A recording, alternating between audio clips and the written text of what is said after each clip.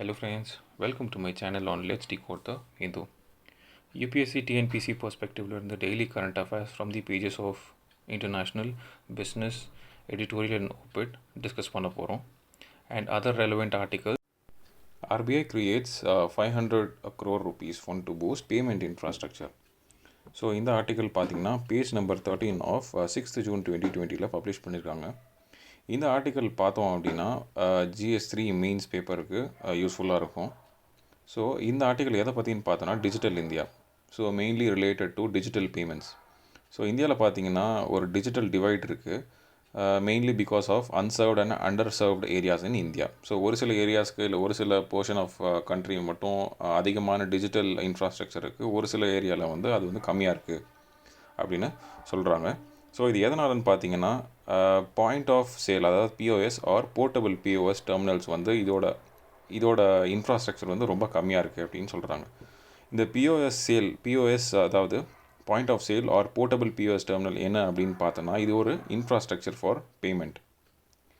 So இப்போ நம்ம digital payment பண்ணுறோம் through Paytm, through mobile wallet வழியாக பண்ணுறோம், அதே மாதிரி கார்ட்ஸ் வழியாக பண்ணுறோம். ஸோ இது வந்து ஒரு கஸ்டமராக நம்ம வந்து கொடுத்தாலும் அவங்க வந்து ஒரு மர்ச்சன்ட் வந்து அவங்கக்கிட்ட அந்த டிஃபைன்ட் இன்ஃப்ராஸ்ட்ரக்சர் இல்லை, அந்த மெஷின் அதை நம்மளோட கார்ட்ஸு, நம்மளோட பேமெண்ட்ஸ் எல்லாம் வந்து வாங்கிக்கிறதுக்கான இன்ஃப்ராஸ்ட்ரக்சர் இல்லை அப்படின்னா இந்த டிஜிட்டல் ப்ரோக்ராம் வந்து மொத்தமாக யூஸ்ஃபுல்லாக இருக்காது. ஸோ இதனால் என்ன பண்ணுறாங்க அப்படின்னா மர்ச்சண்ட்டுக்கு தேவையான இன்ஃப்ராஸ்ட்ரக்சரை அதிகமாக இம்ப்ரூவ் பண்ணுன்றதுக்காக கொண்டு வந்து தான் இந்த point of sale or portable POS terminal. So இதுக்காக ஆர்பிஐ என்ன இனிஷியேட் பண்ணியிருக்காங்கன்னு பார்த்தீங்கன்னா payments infrastructure development fund which is known as PIDF.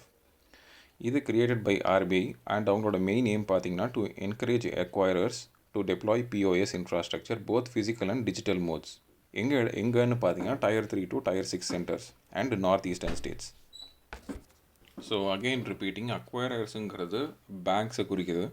So they are encourage to install POS at place of merchant. So இவங்களை வந்து encourage பண்ணி POS இன்ஃப்ராஸ்ட்ரக்சரை both physical and digital மோடில் Tier 3 to Tier 6 சென்டர்ஸில் deploy பண்ண RBI initiate பண்ணியிருக்காங்க.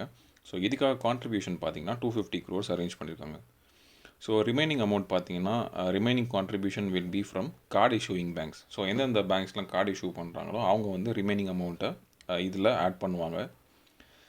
And card networks operating in the country. So இந்த மாதிரி கார்டு நெட்ஒர்க்ஸ் ஆப்ரேட் பண்ணுற பேங்க்ஸ் அண்ட் நெட்ஒர்க்கிங் ஆப்ரேட்டர்ஸ் வந்து இந்த மிச்சம் இருக்கிற அமௌண்ட்டை கான்ட்ரிபியூட் பண்ணுவாங்க. So the PIDF will also receive recurring contribution to cover operational expenses. So அவங்க வந்து இந்த ஆப்ரேஷனல் எக்ஸ்பென்சஸை கவர் பண்ணுறதுக்காக அகெயின் மறுபடியும் கான்ட்ரிபியூஷன் பண்ணிகிட்டே இருப்பாங்க இந்த ஃபண்ட்லேருந்து from card issuing banks and card networks. So this PIDF பார்த்தோம் அப்படின்னா is governed through advisory council and managed and administered by Reserve Bank of India.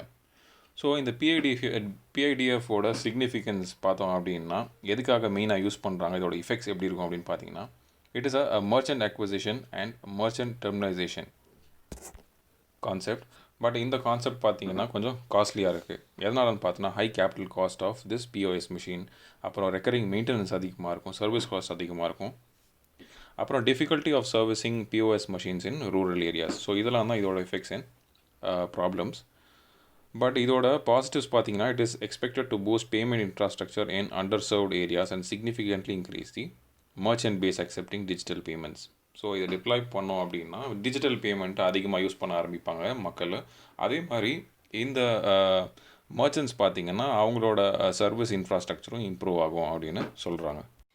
US seeks full accounting of Tiananmen massacre. இந்த news article பார்த்தீங்கன்னா page 12 of 7th June 2020 நியூஸில் publish ஆகிருக்கு. So இந்த news அனாலிசிஸில் Tiananmen massacre பற்றி பார்க்க போகிறோம் prelims பெர்ஸ்பெக்டிவில். So இந்த மேசக்கர் பார்த்தீங்கன்னா 30th anniversary of this massacre of Beijing in China. இது வந்து 30 years ஆகிருக்கு இந்த இந்த ஈவெண்ட் நடந்து.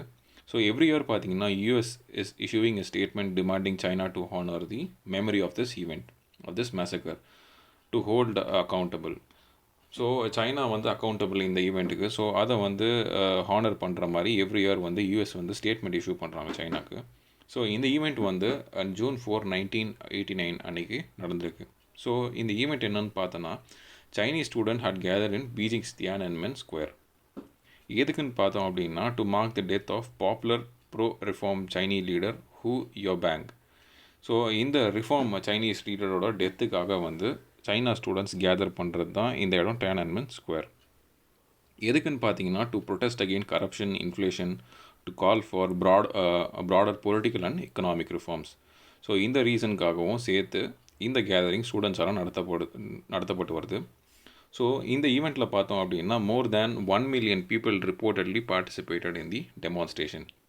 ஸோ இப்போது இந்த மந்தில் நடந்த இந்த டெமான்ஸ்ட்ரேஷனில் மோர் தேன் 10 lakh people வந்து பார்ட்டிசிபேட் பண்ணியிருக்காங்க அப்படின்னு ரிப்போர்ட் சொல்கிறாங்க. ஸோ இந்த PLAன்னு சொல்லப்படுற இந்த people's liberation army of China storm the square with tanks crushing the protest. So இதை வந்து இந்த ப்ராப்ளம் வந்து ஸ்டாப் பண்ணுறதுக்கும் இல்லை மிட்டிகேட் பண்ணுறதுக்கும் PLA ஆர்மி ஆஃப் சைனா வந்து அவங்களோட ஆர்மி ஃபோர்ஸை யூஸ் பண்ணுறாங்க அகெயின்ஸ்ட் தி ப்ரொடெஸ்டர்ஸ். பட் இந்த ஈவெண்ட்டில் பார்த்தோம் அப்படின்னா hundreds and thousands of peoples were killed அப்படின்னும் சொல்கிறாங்க. பட் இதோட மெயின் ப்ராப்ளம் என்னன்னு பார்த்தீங்கன்னா சைனா இது வரைக்கும் எந்த ரிப்போர்ட்டுமே ரிவீல் பண்ணல அப்படின்னும் US சொல்கிறாங்க. Amid pandemic Padma awards portal goes live. இந்த editorial article page 7 of 7th June 2020 news அனாலிசிஸில் பப்ளிஷ் பண்ணியிருக்காங்க. ஸோ இந்த ஆர்டிக்கலில் பார்த்தோன்னா பத்மா அவார்ட்ஸ்னால் என்ன, அதோட 3 கேட்டகரிஸ் என்னென்ன இருக்குது, யார் யாருக்கு இந்த அவார்ட்ஸ் கொடுப்பாங்க அப்படின்றத பற்றி பார்க்க போகிறோம். இந்த பத்மா அவார்ட்ஸ் வந்து it was established in 1954 and presented by president. So இது எதுக்காக கொடுக்குறாங்க அப்படின்னு பார்த்தீங்கன்னா to recognise achievements in all fields of activities or disciplines where and element of public service involved. So public service பண்ண இடத்துல அப்படின்னு பார்த்தீங்கன்னா இந்த மாதிரியான அச்சீவ்மெண்ட்ஸை ரெக்கக்னைஸ் பண்ணுறதுக்கான அவார்ட்ஸ் தான் இந்த பத்மா அவார்ட்ஸ். இது வந்து 3 கேட்டகரிஸில் ப்ரொவைட் பண்ணுறாங்க. எப்படின்னு பார்த்தீங்கன்னா பத்மஸ்ரீ, பத்மபூஷன், பத்ம விபூஷன். பத்மஸ்ரீன்னு பார்த்தீங்கன்னா ஒரு டிஸ்டிங்விஷ்டு சர்வீஸ்க்கு ப்ரொவைட் பண்ணுவாங்க. அதே மாதிரி Padma Bhushan for distinguished service of high order. அதே மாதிரி பத்ம விபூஷன் பார்த்தீங்கன்னா for exceptional and distinguished service. So இந்த 3 கேட்டகரியில் ப்ரொவைட் பண்ணுறாங்க. இந்த அவார்ட்ஸ் பார்த்தீங்கன்னா ஒரு டிஸ்டிங்ஷன் இல்லாமல் கொடுக்குறாங்க. எந்த மாதிரி டிஸ்டிங்ஷன் பார்த்தோன்னா race, occupation, position or gender பேஸ்டில் பார்த்தீங்கன்னா இந்த மாதிரியான டிஸ்டிங்ஷன் இல்லாமல் எல்லா விதமான மக்களுக்கும் இதை வந்து ப்ரொவைட் பண்ணுறாங்க if they do any distinguished service or achievement. அதே மாதிரி இது யார் யாருக்கு கொடுப்பாங்கன்னு பார்த்தீங்கன்னா government servants including those working with PSU except doctors and scientist. இவங்களுக்கெலாம் இது வந்து கொடுக்க மாட்டாங்க. பட் டாக்டர்ஸ் அண்ட் சயின்டிஸ்ட்டுக்கு வந்து இது வந்து ப்ரொவைட் பண்ணுறாங்க. அதே மாதிரி இதை வந்து இப்போ இந்த அவார்ட்ஸ் வாங்கியிருக்காங்க அப்படின்னா இதை வந்து ப்ரிஃபிக்ஸ் இல்லை சஃபிக்ஸில் நம்ம பேருக்கு முன்னாடி யூஸ் பண்ண முடியாது. பிகாஸ் இந்த அவார்டோட நேச்சர் அப்படி, because it does not allow for a suffix or prefix to the title of our name. So இந்த அவார்ட்ஸை யார் கவர்ன் பண்ணுறாங்கன்னு பார்த்தீங்கன்னா பத்மா அவார்ட்ஸ் கமிட்டி. இது வந்து constituted by prime minister every year under the cabinet secretary. இது வந்து இந்த கமிட்டியோட ஹெட் வந்து கேபினெட் செக்ரட்டரியாக இருப்பாங்க. ஸோ இந்த ஆர்டிக்கிளில் வந்து பத்மா அவார்ட்ஸ்னால் என்ன, 3 types ஆஃப் பத்மா அவார்ட்ஸ் பற்றி பார்த்துருக்கோம். அதே மாதிரி யார் யார் எலிஜிபிள், யார் யார் எலிஜிபிள் இல்லை, அதே மாதிரி இதை வந்து எந்த கமிட்டி வந்து ஹெட் பண்ணுறாங்க, யார் இதோட ஹெட் அப்படின்றத பற்றி பார்த்துருக்கோம். BJP proposes 3 names for Rajya Sabha. So இந்த ஆர்டிக்கலில் பார்த்தோன்னா இப்போது June 19th நடக்க போகிற இந்த ராஜ்யசபா சீட்ஸுக்கான ஒரு ஆர்டிக்கல் தான் இந்த ஆர்டிக்கல்.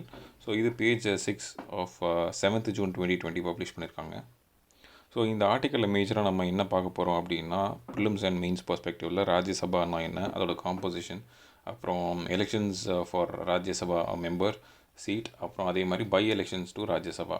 ஸோ இந்த மாதிரி டாபிக்ஸில் இந்த ஆர்டிக்கல் டிஸ்கஸ் பண்ண போகிறோம். ஸோ ராஜ்யசபா வந்து கவுன்சில் ஆஃப் ஸ்டேட்ஸ்னு சொல்கிறாங்க.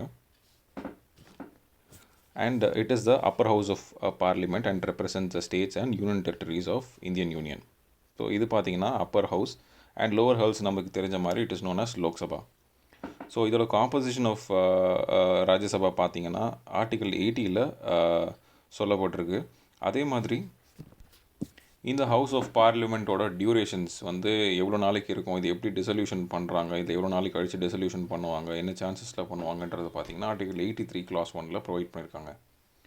ஸோ அட் ப்ரெசென்ட் பார்த்திங்கன்னா 245 members in Rajya Sabha place. And now coming back to election of Rajya Sabha member. So Rajya Sabha member எப்படி எலெக்ட் பண்ணுறாங்க அப்படின்றத பற்றி பார்க்க போகிறோம். It is mainly through indirect election which is known as proportional representation through single transferable vote அப்படின்னு சொல்லுவாங்க. So இதோட nature பார்த்தீங்கன்னா representative of each states are elected members of legislative assembly of the state. So ஸ்டேட்லேருந்து பார்த்தீங்கன்னா MLAs வந்து ரெப்ரசன்டேட்டிவாக choose பண்ணுவாங்க இந்த ராஜ்யசபா எலெக்ஷனுக்கு. அடிஷ்னலாக நம்ம என்சிடி, அதாவது டெல்லி கேபிட்டல் ப்ளஸ் புதுச்சேரியோட லெஜிஸ்லேட்டிவ் அசம்பிளியோட எலெக்டட் மெம்பர்ஸும் இந்த எலக்டோரல் காலேஜில் கான்ஸ்டியூட் ஆகிருப்பாங்க. அதாவது they will be added for selection of Rajya Sabha members. Nominated members கிடையாது, only elected members of legislative assembly of union territories of Puducherry and Delhi. So elections வந்து பார்த்தீங்கன்னா it is with accordance with system of proportional representation by எஸ்டிவின்னு சொல்லுவாங்க, single transferable vote. So next பார்த்தோம் அப்படின்னா by elections of Rajya Sabha. So by எலெக்ஷன்றது ஏதாவது ஒரு incident, இப்போ for example அந்த பொசிஷன் இல்லை அந்த சீட்டுக்கான மெம்பர் வந்து for example he has resigned or death of the member or disqualified under 10th schedule. 10th scheduleன்றது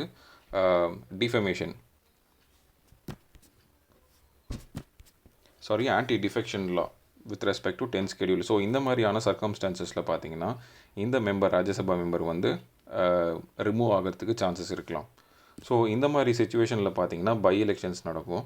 so இதோட மெயின் பாயிண்ட் பார்த்தோம் அப்படின்னா member could be elected in by election and he remains for the remainder term of the seat. For example இப்போது ஒரு Rajya Sabha member வந்து 6 years அவங்களோட பவரில் இருப்பாங்க. அந்த பீரியட் ஆஃப் டைமில் ஃபார் எக்ஸாம்பிள் ஒரு 3 years கழித்து ஏதாவது ஒரு அன்பிரசிடென்ட் சுச்சுவேஷனில் இந்த மாதிரியாக ரிசைன் பண்ணிட்டுறாங்க, இல்லை டெத் ஆகிடுச்சு அப்படின்ற மாதிரி பார்த்தோம் அப்படின்னா மறுபடியும் ரீஎலெக்ட் ஆகிற நெக்ஸ்ட் மெம்பர் வந்து எக்ஸ்ட்ரா இருக்கக்கூடிய அந்த 3 years மட்டும்தான் அவரோட பவரில் இருப்பார். So again starting from 6 years இருக்க மாட்டாங்க. ஸோ கண்டினியூவேஷன், ஸோ எங்கே விட்டாங்களோ அங்கேருந்து அந்த 6 years கம்ப்ளீட் ஆகிற வரைக்கும் உள்ள பீரியடில் மட்டும்தான் இவங்க வந்து பவரில் இருப்பாங்க. ஸோ இதுதான் main point in by election with respect to Rajya Sabha. In Persian Gulf littoral cooperative security is the key. இந்த எடிட்டோரியலில் பர்ஷியன் கல்ஃப் கவுன்சில்ஸ் பற்றி சொல்லியிருக்காங்க. அண்ட் அதர் லிட்டோரல் ஸ்டேட்ஸ், அதாவது சீ சைடு வாட்டர் சைட்ஸில் உள்ள லேண்ட் ஏரியாஸ், இந்த sides of Gulf Persian Gulf areas பற்றி பேசியிருக்காங்க. And the creation of Gulf Cooperation Council GCC network எதுக்கு க்ரியேட் பண்ணியிருக்காங்கன்றதை பற்றி பேசியிருக்காங்க. அண்ட் இந்தியாவோட டைஸ் வித் ஜிசிசி அதை பற்றியும் பேசியிருக்காங்க. ஸோ ஃபர்ஸ்ட் பர்ஷியன் கல்ஃப் அப்படின்றத பற்றி என்னன்றதை பார்க்கலாம். It's a shallow marginal sea that lies between Arabian Peninsula and southwestern Iran. So Arabian peninsula and south western ஈரானுக்கு it is lying between these two part. இதோட border பார்த்தீங்கன்னா Iran, Oman, UAE, Qatar, Bahrains and Saudi Arabia, Kuwait and Iraq, இந்த கண்ட்ரிஸோடலாம் இதோட borders share ஆகிருக்கு. இது எதோட connect ஆகிருக்குன்னு பார்த்தீங்கன்னா gulf of Oman, Arabian sea through the strait of Hormuz. இதை வந்து சோக் பாயிண்ட் அப்படின்னு சொல்லுவாங்க, இந்த ஸ்ட்ரெயிட் ஆஃப் ஹோர்மாஸ். ஸோ இந்த பர்ஷியன் கல்ஃப் கண்ட்ரிஸை பார்த்தீங்கன்னா it is one of the world's largest single source for crude oil and natural gas. But இதோட main problem பார்த்தீங்கன்னா அதோட regional imbalance in their own cooperating countries இந்த Persian gulf. எப்படின்னு பார்த்தீங்கன்னா 1980s and 1988 Iran and ஈராக்கோட வார் இதோட இம்பேலன்ஸுக்கு ஒரு பாயிண்ட்டு. அதே மாதிரி 1991 Persian gulf war where Iraq invited Kuwait. அதோட சேர்த்து பார்த்தீங்கன்னா தேர்ட் பாயிண்ட்டாக 2003 வார்ஃபேரில் when US and British forces were inviting Iraq. இந்த 3 பாயிண்ட்டு தான் வந்து regional imbalances for this Persian gulf countries. So இந்த ரீஜனல் டென்ஷன்ஸ் எதுக்கு பேவ் பண்ணுச்சுன்னு பார்த்தீங்கன்னா they paved way for external power interventions இந்த ரீஜன். ஸோ இதை நார்மலைஸ் பண்ணுறதுக்கு எக்ஸ்டர்னல் பவர்ஸ் வந்து உள்ள இன்டர்ஃபியர் ஆக வேண்டியது இருந்தது. எக்ஸாம்பிள் யுனைடெட் நேஷன்ஸோட through united nations security council resolution 588 which was imposed after 1980 to 1998 Iran Iraq war. So இந்த வார்க்கு அப்புறம் யுஎன்எஸ்சி வந்து ரெசல்யூஷன் பாஸ் பண்ணியிருக்கிறாங்க இந்த ப்ராப்ளம் சால்வ் பண்ணுறதுக்கு. அண்ட் யூஎஸ் வந்து அதோட மிலிட்ரி ஆக்ஷன்ஸையும் இதுக்காக யூஸ் பண்ணியிருக்கிறாங்க. ஸோ இதனால் பார்த்தோம் என்ன தேவைப்படுதுன்னு பார்த்தீங்கன்னா need for the framework. அது என்னென்ன இன்க்ளூட் ஆகிருக்கணும்னு பார்த்தீங்கன்னா ensuring peace and stability in individual littoral states, அதாவது பீஸ் அண்ட் ஸ்டெபிலிட்டி தேவைப்படுது வித் இண்டிவிஜுவல் லிட்டோரல் ஸ்டேட்ஸ் நான் ஏற்கனவே சொன்ன மாதிரி பார்த்தீங்கன்னா the states which are nearby எதா சீஷோர் கடல் கோட்டின மாதிரி உள்ள states. So and also freedom to all littoral states to exploit their hydrocarbon and natural resources and export them. So எல்லாருக்குமே வந்து ஃப்ரீடம் கொடுக்கணும், எல்லா கண்ட்ரீஸுக்குமே. அது பர்ஷன் ஆஃப் கல்ஃப் கண்ட்ரீஸ் கிட்ட இருக்கிற கண்ட்ரீஸ்க்கு ரைட்ஸ் கொடுக்கணும். எதுக்குன்னு பார்த்தீங்கன்னா to exploit hydrocarbons and other natural resources, அதை எக்ஸ்போர்ட் பண்ணுறதுக்கும் ஃப்ரீடம் கொடுக்கணும். And freedom of commercial shipping in international waters of Persian Gulf. And also freedom to access to and outlet from Gulf waters through the Strait of Hormuz. இந்த strait of Hormuz ஏற்கனவே சொன்ன மாதிரி இது வந்து ஒரு choke point. So இதோட ஏரியாலேருந்து பார்த்தீங்கன்னா freedom எல்லாருக்குமே கொடுக்கணும். எந்த விதத்துலன்னு பார்த்தோன்னா access to and outlet from Gulf waters, இந்த மாதிரி இடத்துலேருந்து. And also prevention of conflict that negatively impacting the freedom of trade and shipping in the region. So free trade and shipping வந்து என்ஹான்ஸ் பண்ணணும் இந்த மாதிரி ஏரியாவில் அப்படின்னு சொல்கிறாங்க. ஸோ இந்த ஜிசிசி பற்றி பார்த்தோன்னா it is nothing but Gulf Cooperation Council. இதோட பேக்ரவுண்ட் பார்த்தோம் அப்படின்னா இது வந்து ஒரு framework of network which was earlier formed. எதுக்குன்னு பார்த்தீங்கன்னா to balance the regional imbalance. நான் ஏற்கனவே சொன்ன மாதிரி ரீஜனல் இம்பேலன்ஸ் இருந்ததுனால இந்த கல்ஃப் கோஆப்ரேஷன் கவுன்சில் ஃபார்ம் பண்ணியிருக்கிறாங்க. So it is a political and economic alliance of 6 middle eastern countries. எதுன்னு பார்த்தோம் அப்படின்னா Kuwait, Saudi, Bahrain, Qatar, UAE and Oman. So it is established in Riyadh, Saudi Arabia in May 1981. இதோட intention, aim and அப்ஜெக்டிவ்னு பார்த்தோன்னா it is to achieve unity among its member based upon their common objectives. அவங்களோட political cultural identities which are rooted in Arab and Islamic cultures. So the presidency பார்த்தீங்கன்னா இந்த கவுன்சிலோட presidency rotates annually, அதாவது yearly மாறிட்டே இருப்பாங்க. அதாவது மெயினான point பார்த்தோம் அப்படின்னா ஈராக் வந்து இந்த ஜிசிசியோட மெம்பர்ஸ் கிடையாது. ஸோ கரண்ட்டாக இந்த நியூஸில் பார்த்தோம் அப்படின்னா ஆத்தர் என்ன சொல்கிறாருன்னா the fundamental transformation is taking place in Persian gulf regions. எந்த மாதிரி ட்ரான்ஸ்ஃபர்மேஷன் ஆகுது அப்படின்னு பார்த்தோன்னா இப்போ சவுதி அரேபியா எடுத்துக்கிட்டிங்கன்னா it is losing its power in the region.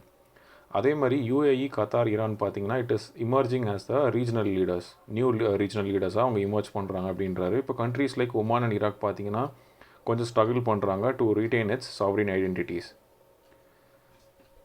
And also ending of GCC as a strategic alliance OPEC கண்ட்ரீஸோட பார்த்தீங்கன்னா and Arab leagues are irrelevant.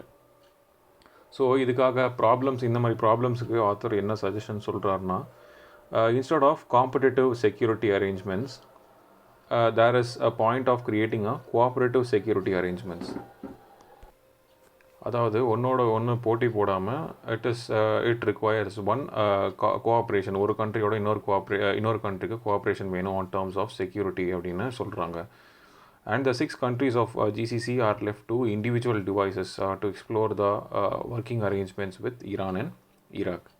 So இந்த கண்ட்ரீஸும் அதோட நெய்பரிங் கண்ட்ரீஸான ஈராக்கோட இண்டிவிஜுவல் எக்ஸ்ப்ளோரேஷனில் ஈடுபடணும் அப்படின்னு சொல்கிறாங்க.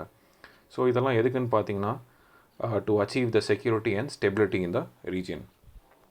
ஸோ இப்போ இந்தியா அண்ட் ஜிசிசியோட ரிலேஷன்ஷிப்ஸ் பார்த்தோன்னா இந்தியாவோட டாப் ட்ரேடிங் பார்ட்னர்ஸாக இந்த ஜிசிசி கண்ட்ரீஸ் இருக்காங்க. And also governments R India friendly. அவங்களோட கவர்மெண்ட்ஸ் பார்த்தீங்கன்னா இந்தியா ஃப்ரெண்ட்லி. அண்ட் அதோட விளைவாக பார்த்தோன்னா பைலேட்ரல் ட்ரேட்ஸு இந்த கண்ட்ரிக்கும் அந்த கண்ட்ரீஸ்க்கும் உள்ள ட்ரேட் பார்த்தோன்னா which is worth around $121 billion. And அதே மாதிரி இந்தியாவோட டயஸ்போரா பார்த்தோம், அதாவது migrant workers in their region stands around 9 million, அதாவது 90 lakhs பீப்புள் வந்து இந்தியாவிலேருந்து அங்கே ஒர்க் பண்ணிகிட்டு இருக்காங்க. ஸோ அவங்களோட ரெமிட்டன்ஸ், அவங்களோட இன்கம் பார்த்திங்கன்னா இந்தியாவுக்கு $49 billion இங்கே இந்தியாவுக்குள்ளே வருது அவங்களால. So it is accounting for the ஜிசிசிங்கிறது இது accounts for 34% of India's crude imports. So இந்த ஆர்டிக்கிளில் டோட்டலாக இந்தியா ஜிசிசி ரிலேஷன்ஸ் பற்றி பார்த்தோம். அதேமாரி ஜிசிசினா என்ன அப்படின்றத பார்த்தோம். இந்த ரீஜனல் இம்பேலன்சஸ் எதனால் க்ரியேட் ஆகிருக்கு, அதை எப்படி மிட்டிகேட் பண்ணலாம், இல்லை ப்ரிவெண்ட் பண்ணலாம், இன்னும் எப்படி என்ஹான்ஸ் பண்ணலாம் அப்படின்ற ஆத்தர்ஸோட வியூவையும் பார்த்தோம். Pompeo offers help to Russia in cleaning spill. இந்த ஆர்டிக்கிள் பேஜ் 12 8 June த ஹிந்துவில் வந்திருக்கு. ஸோ இந்த ஆர்டிக்கிளில் பார்த்தோம் அப்படின்னா இது மெயினாக எதை பற்றி டிஸ்கஸ் பண்ணுறதுன்னா ஆர்டிக் ஓஷனில் ரீசெண்டாக நடந்த ஆயில் ஸ்பில் பற்றி பேசியிருக்காங்க. ஸோ அந்த fuel tank of the power plant in Norilsk Russia அப்படின்ற ஒரு இடத்துல ஃபியூல் டேங்க் வந்து கொலாப்ஸ் ஆகிருக்கு, which made to leak around 20,000 tons of diesel into the Ambarnaya river அப்படின்ற ரிவரில் ஸ்பில் ஆகிருக்கு அப்படின்னு சொல்லியிருக்கிறாங்க. ஆயில் ஸ்பில் பார்த்தோன்னா it is leakage of petroleum on to the surface of large body of water, mainly oceans or large rivers. இதோட problems பார்த்தோன்னா environmental problems இது வந்து சின்ஸ் 1960s இருந்திருக்கு. Intensified petroleum exploration, production on continental shelves, அப்புறம் usage of super tankers capable of transporting lakhs of tons of oil வந்து இதோட major cause அப்படின்னு சொல்கிறாங்க.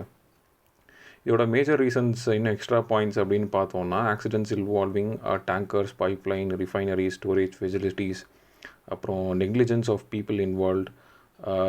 அதாவது பீப்புள் அங்கே ஒர்க் பண்ணுறவங்க வந்து சரியான கோஆர்டினேஷன் அப்புறம் சேஃப்டி மெஷர்ஸ் எந்த ஒரு இதுவுமே இல்லாமல் அவங்களோட நெக்லிஜென்ட் இதுவால் இந்த ப்ராப்ளம்ஸ் ஏற்பட்டிருக்குன்னு சொல்கிறாங்க. அதே மாதிரி பிரேக் டவுன் ஆஃப் எக்யூப்மெண்ட்ஸ், அப்புறம் சைக்ளோன் ஒரு நேச்சுரல் டிசாஸ்டர் இதனாலையும் ஏற்படுது அப்படின்னு சொல்கிறாங்க.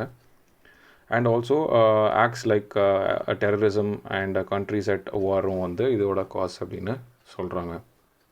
இது எக்கனாமிக்கல் அண்ட் எக்கலாஜிக்கல் இம்பேக்ட்ஸ் பார்த்தோம் அப்படின்னா மெயினாக இதை பார்த்தீங்கன்னா இந்த ஆயில் ஸ்பில் வந்து prevents sunlight from penetrating the surface. So oil வந்து வாட்டர் மேலே ஸ்ப்ரெட்டாக இருந்தது அப்படின்னா சன்லைட்டை வந்து உள்ளே ரேடியேட் பண்ண விடாது, உள்ளே ட்ராவல் பண்ண விடாது.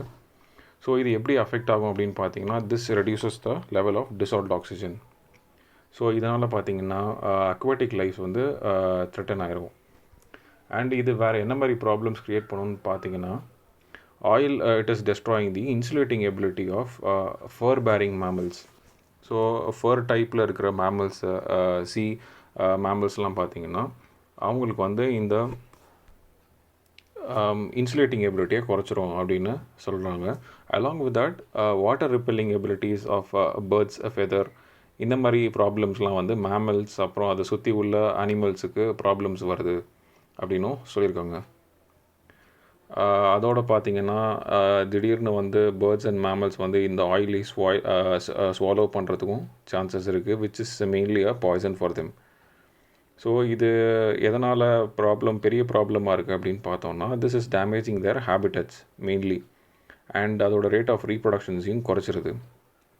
And the significant damage to the plant life, especially salt water marshes and mangroves. So இந்த மாதிரியான ஃப்ளோரா அண்ட் ஃபோனா டேமேஜஸும் இந்த ஆயில் ஸ்பில்னால் வருது. ஸோ இது வந்து மெயின்லி இன்னொரு பாயிண்ட் பார்த்தோம் அப்படின்னா ஃபிஷிங் இண்டஸ்ட்ரியும் ட்ராஸ்டிக்காக அஃபெக்ட் பண்ணுது.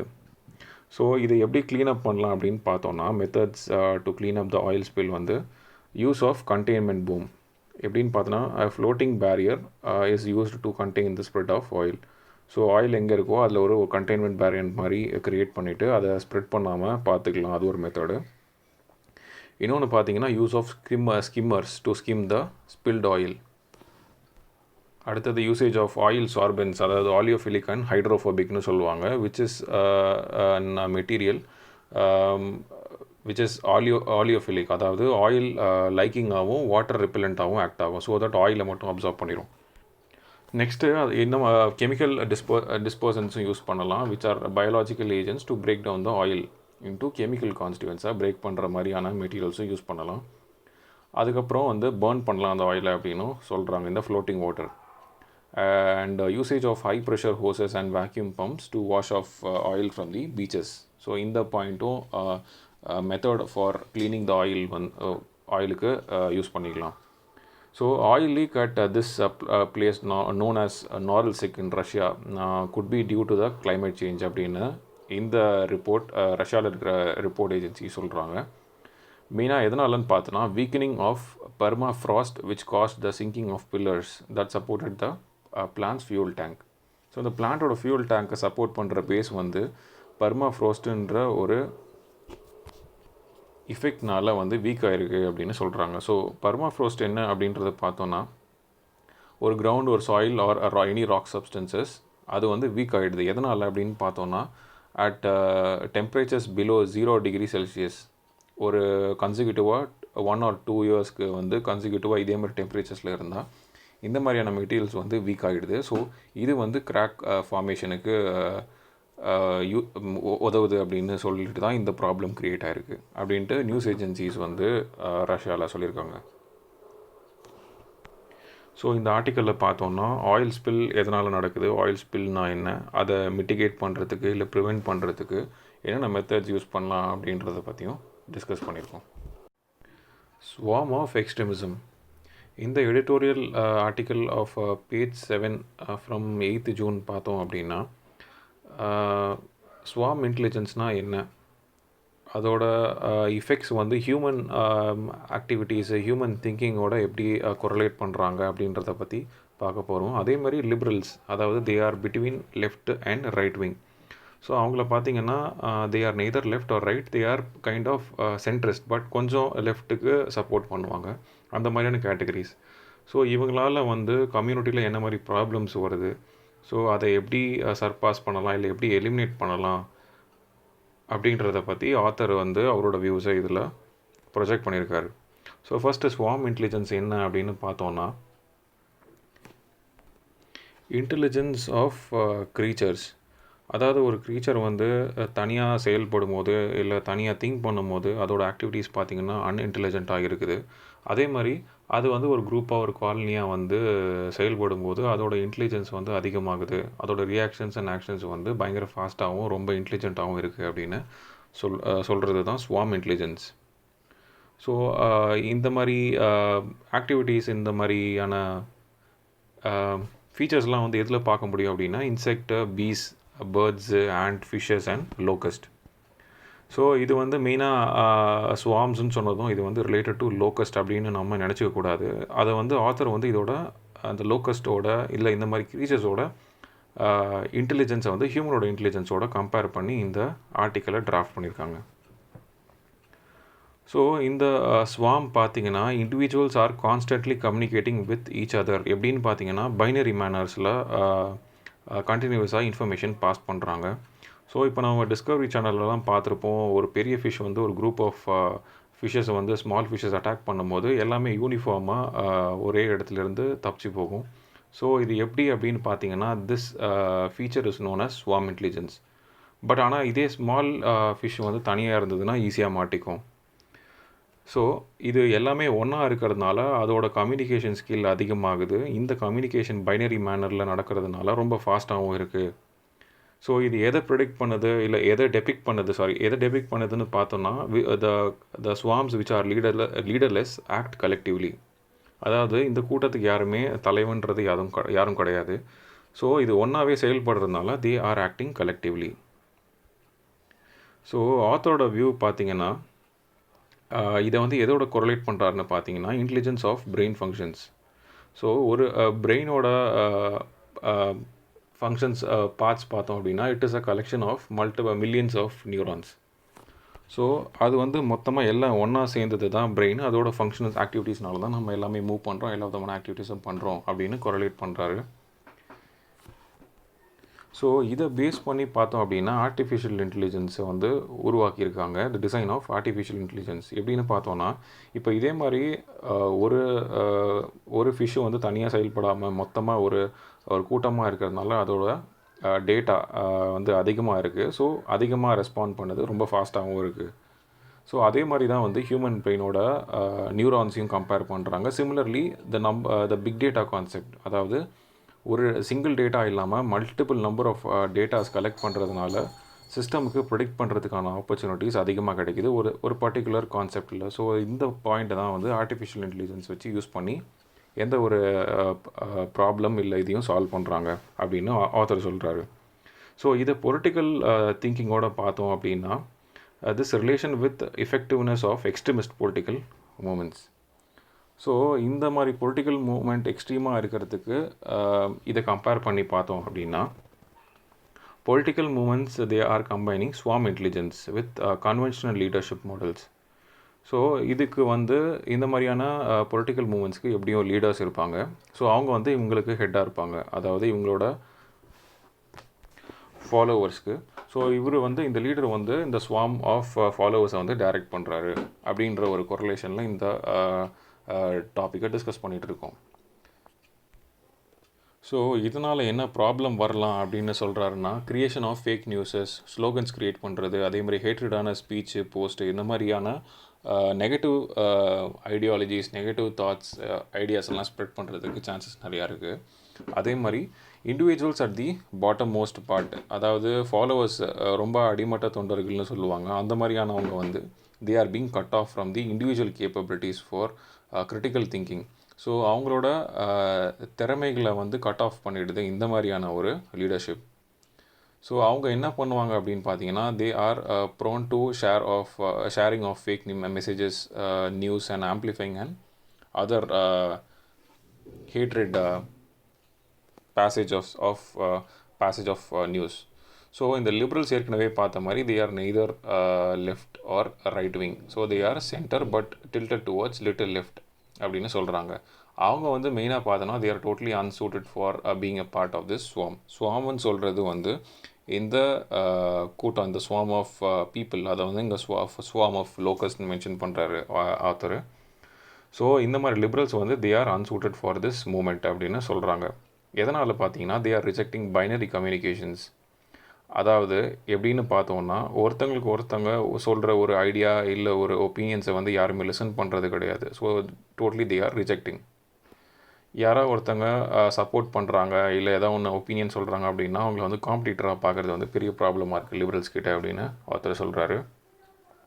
ஸோ லீடர்லெஸ் மூமெண்ட் எதனா எப்படி ஸ்ட்ராங்காக இருக்குது அப்படின்னு பார்த்தோன்னா, எக்ஸாம்பிள்ஸ் ஆஃப் ஹாங்காங், இப்போ ப்ரெசண்ட்டாக போயிட்டுருக்கிற Hong Kong problem with the China and Arab spring. So இவங்களாம் பார்த்தீங்கன்னா ப்ரோ ஃப்ரீடம் மூமெண்ட்ஸ்க்கு சப்போர்ட் பண்ணுறாங்க, அதாவது ஃப்ரீடம் மூமெண்ட்ஸ்க்கு சப்போர்ட் பண்ணுறாங்க without their leaders. So they are swarm of locust without any leader. So கன்க்ளூஷனில் பார்த்தோம் அப்படின்னா, இந்த elimination of political locust who are liberals is neither practical not desirable. So இவங்களை எதுவும் பண்ண முடியாது அப்படின்னு சொல்கிறார். ஸோ அதுக்காக என்ன பண்ணலாம் அப்படின்னா, நீட் வந்து compassionate thinking and inclusive thinking இருக்கணும் அப்படின்னு சொல்கிறாரு.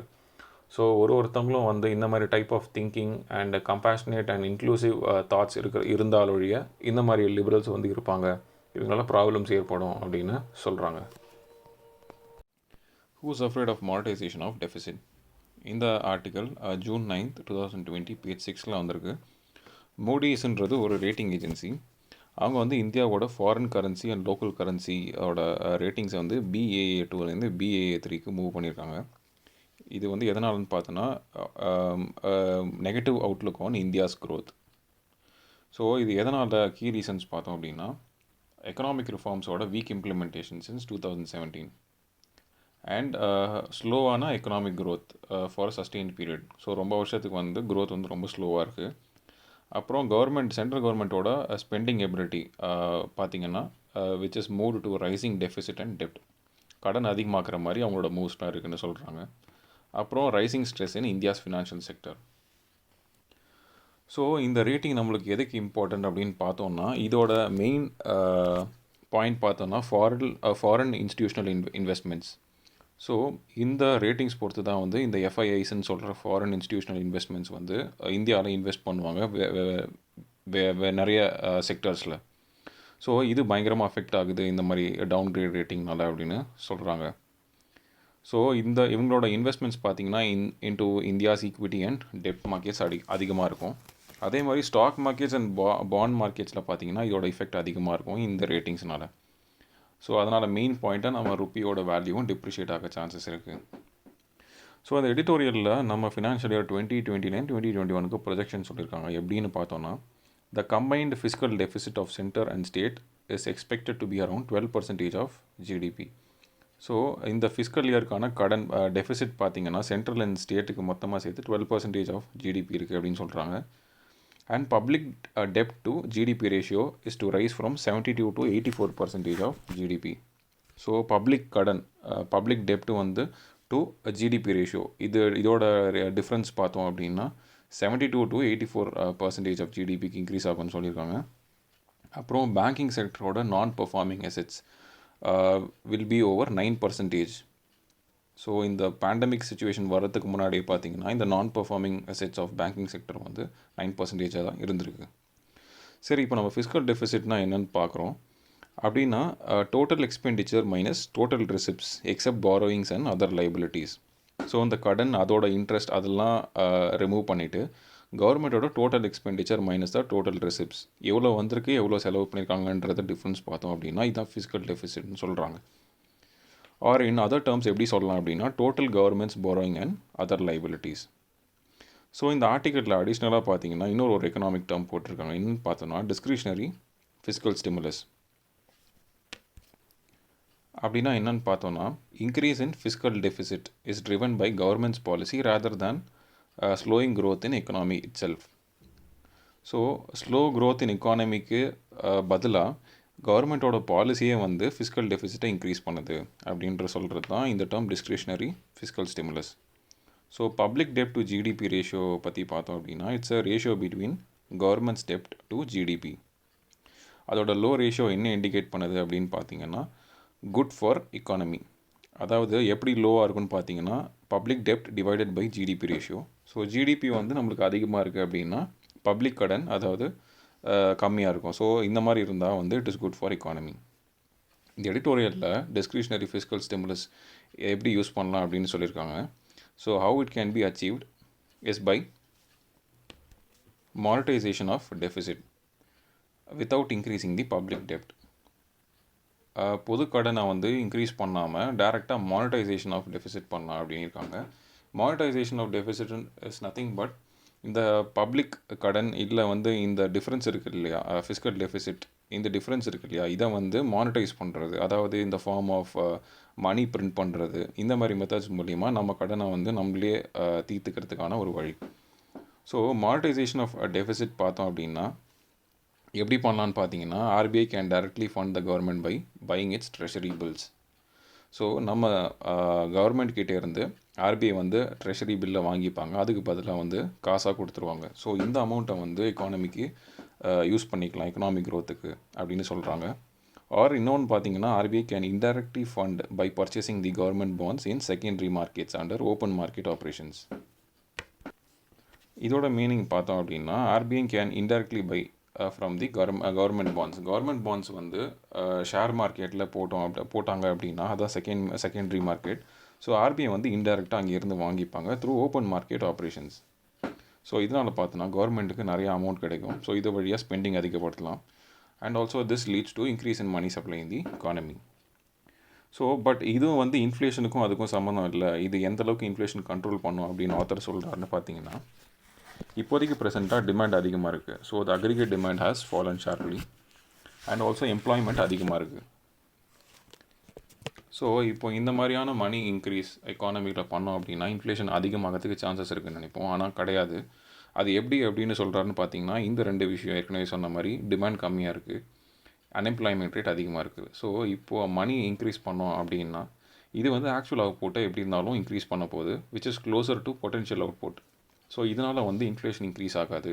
So as long as the inflation is kept under control, rating agencies should be not worrying about the monetisation of deficit அப்படின்னு இந்த ஆர்டிக்கிளை முடிக்கிறாரு ஆத்தர். ஸோ இந்த ஆர்டிக்கிளை டோட்டலாக பார்த்தோன்னா பொது economic term discretionary fiscal stimulus பற்றி பார்த்துருக்கோம். ஸோ ஃபிஸ்கல் டெஃபிசிட்னா என்னென்னு பார்த்துருக்கோம். அப்புறம் பப்ளிக் டெப்ட் டு ஜிடிபி ரேஷியோ அப்படின்னா என்னென்னு பார்த்துருக்கோம். Economy to contract 3.2% in financial year 21 says World Bank. So இந்த ஆர்டிக்கல் பார்த்தோன்னா 9th June பேஜ் நம்பர் 13 வந்திருக்கு. ஸோ இந்த ஆர்டிக்கலில் என்ன பார்க்க போகிறோம் அப்படின்னா வேர்ல்ட் பேங்க்கோட குளோபல் எக்கனாமிக் ப்ராஸ்பெக்ட் அப்படின்ற ரிப்போர்ட்டோட அவுட்கம்ஸ் அதோட ரிசல்ட் பற்றி பார்க்க போகிறோம். இது வந்து growth rate of Indian economy project பண்ணியிருக்காங்க. எப்படின்னு பார்த்தோன்னா இந்தியன் எக்கானமி வந்து ஒரு 3.2% வந்து டவுன் ஆகும் இந்த ஃபிஸ்கல் இயர் 2022-21 அப்படின்னு சொல்லியிருக்காங்க. அதாவது -3.2%. It's basically result of COVID-19 pandemic and it's associated problems and restrictions. So இதோட ரிகவரி எப்படி இருக்குன்னு சொல்கிறாங்கன்னா ஃபினான்ஷியல் இயர் 21-22 க்ரோத் வந்து 3.1% இருக்கும்.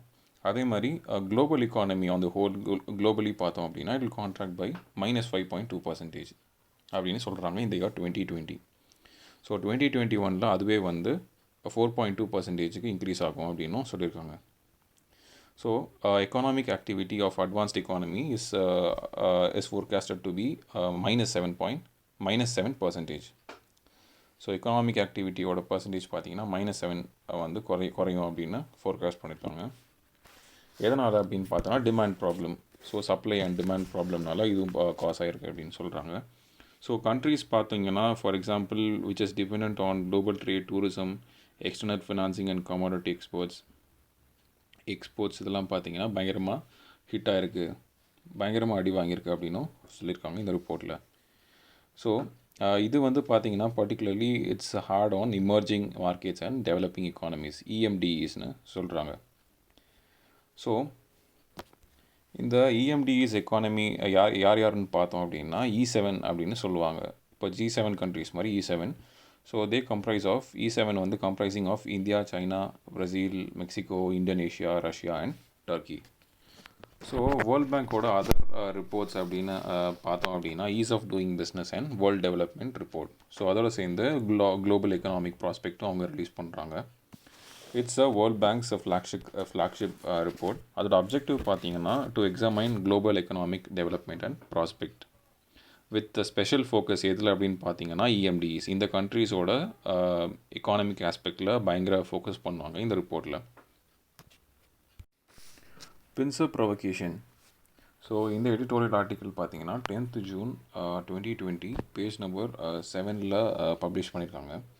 ஸோ இந்த ஆர்டிக்கலில் எதை பற்றி டிஸ்கஸ் பண்ணியிருக்காங்கன்னு பார்த்தீங்கன்னா India China problem, border issues and India Pakistan border issues. So இதை வந்து ஆத்தர் என்ன சொல்லியிருக்காருன்னா இந்த ரெண்டு விதமான இஷ்யூஸை வந்து ரெண்டுமே கன்ஃப்ளேட் பண்ணிக்கக்கூடாது அப்படின்னு சொல்கிறாங்க. அதாவது ரெண்டுத்தையும் மிக்ஸ் பண்ணிக்கக்கூடாது. And there is a basic difference between these issues. அதாவது இந்தியா பாகிஸ்தான் அண்ட் இந்தியா சைனாக்கான பார்டர் இஷ்யூஸ் வந்து ரெண்டுமே டிஃப்ரெண்ட்டு. ரெண்டுத்துக்குமே டிஃப்ரெண்ட் ஸ்ட்ராட்டஜிஸ் யூஸ் பண்ணி ரிசால்வ் பண்ணணும் அப்படின்னு சொல்கிறாங்க. ஸோ ஃபர்ஸ்ட் இந்தியா, நம்ம ஒரு ப்ரீஃப் இன்ட்ரொடக்ஷன் பார்த்துப்போம். இந்தியா அண்ட் அதோட borders with China and Pakistan and with other கண்ட்ரீஸ்க்கு. ஸோ பேசிக்காக இந்தியா அண்ட் அதர் கண்ட்ரீஸோட பார்டர்ஸ் பார்த்தோம் அப்படின்னா இன்டர்நேஷ்னல் லேண்ட் பார்டர்ஸ் பார்த்தோம்னா இதை வந்து ஒரு சின்ன டேர்மில் நம்ம ஞாபகம் வச்சுக்கலாம். Which is comprising of 7 countries: Bangladesh, China, Pakistan, Nepal, அப்புறம் வந்து Myanmar, Bhutan and Afghanistan. So இந்த கண்ட்ரிஸ் எப்படி ஞாபகம் வச்சுக்கலாம் அப்படின்னு பார்த்தோன்னா பச்பன் எம்பிஏ அப்படின்ற ஒரு டேர்மில் ஞாபகம் வச்சுக்கலாம். BA for Bangladesh, CH for China, PA for Pakistan, N for Nepal, M வந்து Myanmar, B for Bhutan and A for Afghanistan. So இப்போ நான் சொன்ன இந்த ஆர்டர்லேயே பார்த்தோம் அப்படின்னா இந்த decreasing order of length. So இந்த ஆர்டர்லேயே பார்த்தீங்கன்னா பச்பன் பிஏ பங்களாதேஷ் டு கடைசி ஆப்கானிஸ்தான் வரைக்கும் பார்த்தோன்னா இதே ஆர்டரில் இவங்களோட length of border shared with China with India வந்து குறைஞ்சிட்டே வரும். So length of decreasing border. So இதுதான் வந்து international land boundary with India. So first India China border பார்த்தோம் அப்படின்னா ஓவர்வியூவாக அரவுண்ட் 3488 கிலோமீட்டர்ஸ். எங்கேருந்து பார்த்தோம் அப்படின்னா union territory of Ladakh, Himachal Pradesh, Uttarakhand, Sikkim and Arunachal Pradesh வரைக்கும் இந்த லென்த் எக்ஸ்டெண்ட் ஆகுது. ஸோ இந்த பார்டர் டாக்ஸ், அதாவது இந்த LAC line of actual control அப்படின்னு சொல்கிறது, இந்த பார்டர் டாக்ஸ் வந்து இன்னும் சரியான டிமார்க்கேஷன் இல்லாததுனால இன்னும் ப்ராசஸ் ஆஃப் கிளாரிஃபிகேஷன் வந்து ரெண்டு கண்ட்ரீஸும் போயிட்டுருக்கு அப்படின்னு இந்த ஆர்டிக்கிளில் சொல்கிறாங்க. அண்ட் அதே மாதிரி இந்தியா பாகிஸ்தானோட பார்டர் பார்த்தோம் அப்படின்னா it's around 3323 kilometre, including 742.1 kilometre of line of control, அதாவது எல்ஓசி. எங்கேருந்து பார்த்தோம் அப்படின்னா union territory of Ladakh and Jammu and Kashmir, Punjab, Rajasthan and Gujarat. So இந்த இஷ்யூவில் பாகிஸ்தான் வந்து இல்லீகலாக பாகிஸ்தான் ஆக்கியபைட் காஷ்மீரை வந்து அக்வயர் பண்ணியிருக்காங்க. அண்ட் அவங்களும் வந்து கிளைம் பண்ணுறாங்க அது வந்து ஜம்மு அண்ட் காஷ்மீர் வந்து அவங்களோடது அப்படின்ட்டு. ஸோ இந்த ஆர்டிக்கலில் எதுக்கு இதை பற்றி பேசுகிறாங்க அப்படின்னா இப்போ சைனாவும் பாகிஸ்தானும் எப்படி இருக்குது சுச்சுவேஷன் அப்படின்னு பார்த்தீங்கன்னா they have joint their hands. எதுக்குன்னு பார்த்தீங்கன்னா to challenge India for its present in Kashmir Ladakh region. So இந்த பிரச்சனையில் வந்து இது ரெண்டுமே கைகோர்த்து இந்தியாவை அப்போஸ் பண்ணுற மாதிரியான சுச்சுவேஷன் எங்கன்னு பார்த்தீங்கன்னா காஷ்மீர் லடாக் ரீஜனில். எப்படி பார்த்தோன்னா பாகிஸ்தானில் வந்து தே ஹாவ் ஸ்டார்டட், அதாவது பாகிஸ்தான் வந்து இன்ஃபில்ட்ரேட்டிங் டெரரிஸ்ட், அதாவது டெரரிஸ்ட் மூலிமா அவங்களோட ப்ராப்ளமை வந்து இன்டைரக்டாக சாதிச்சிக்கலாம் அப்படின்னு நினச்சிட்டு டெரரிஸ்ட் எடுக்கிறாங்க இன்டு தி காஷ்மீர் வேலி. பட் சைனா பார்த்தீங்கன்னா undertakes provocative measures on Ladakh front. So எதுக்குன்னு பார்த்தீங்கன்னா அதோட கண்ட்ரோலை அது வந்து நிரூபிச்சிக்கிறதுக்காக அது வந்து சைனா வந்து ப்ரொவகேட்டிவ் மெஷர்ஸ் எடுக்கிறாங்க around line of actual control. So இந்த ரெண்டு ப்ராப்ளமையும் வந்து மிக்ஸ் பண்ணிக்காமல் ஆட் பண்ணிக்காமல் ரெண்டுத்தையும் டிஃப்ரெண்ட் வியூஸில் ரிசால்வ் பண்ணோம் அப்படின்னு ஆத்தர் சொல்கிறாரு. So first nature of India Pakistan dispute பற்றி பார்ப்போம், அப்புறம் nature of India China dispute பற்றி பார்ப்போம், அப்புறம் லாஸ்ட்டாக ஆத்தர் வந்து இது எப்படி ரிசால்வ் பண்ணோம் இல்லை எப்படி எடுத்துக்கணும் இந்த இஷ்யூவை அப்படின்றத பற்றியும் பார்க்கலாம். ஸோ இந்தியா பாகிஸ்தான் டிஸ்பியூட் பார்த்தோம் அப்படின்னா it started when the partition was happening in 1947. அது வந்து ஒரு ஐடியாலஜிக்கல் பெர்ஸ்பெக்டிவ். ஸோ ரொம்ப வருஷமாக இருக்கிற ஒரு ப்ராப்ளம்.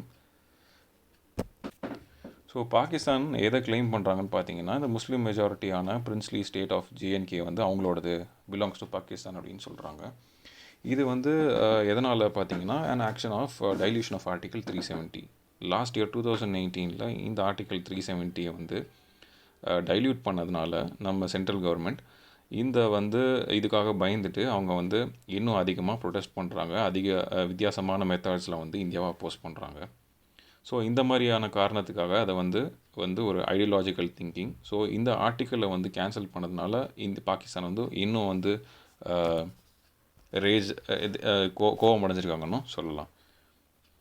ஸோ இவங்க வந்து பார்த்திங்கன்னா பாகிஸ்தான் இந்த மாதிரி அன்கன்வென்ஷனல் மீன்ஸ் மூலிமா இவங்களோட ப்ரொட்டஸ்ட்டு இல்லை இவங்களோட கன்ஃபரன்டேஷனை இந்தியாவுக்கு போஸ்ட் பண்ணுறாங்க in the form of infiltrating terrorist into Kashmir வேலி.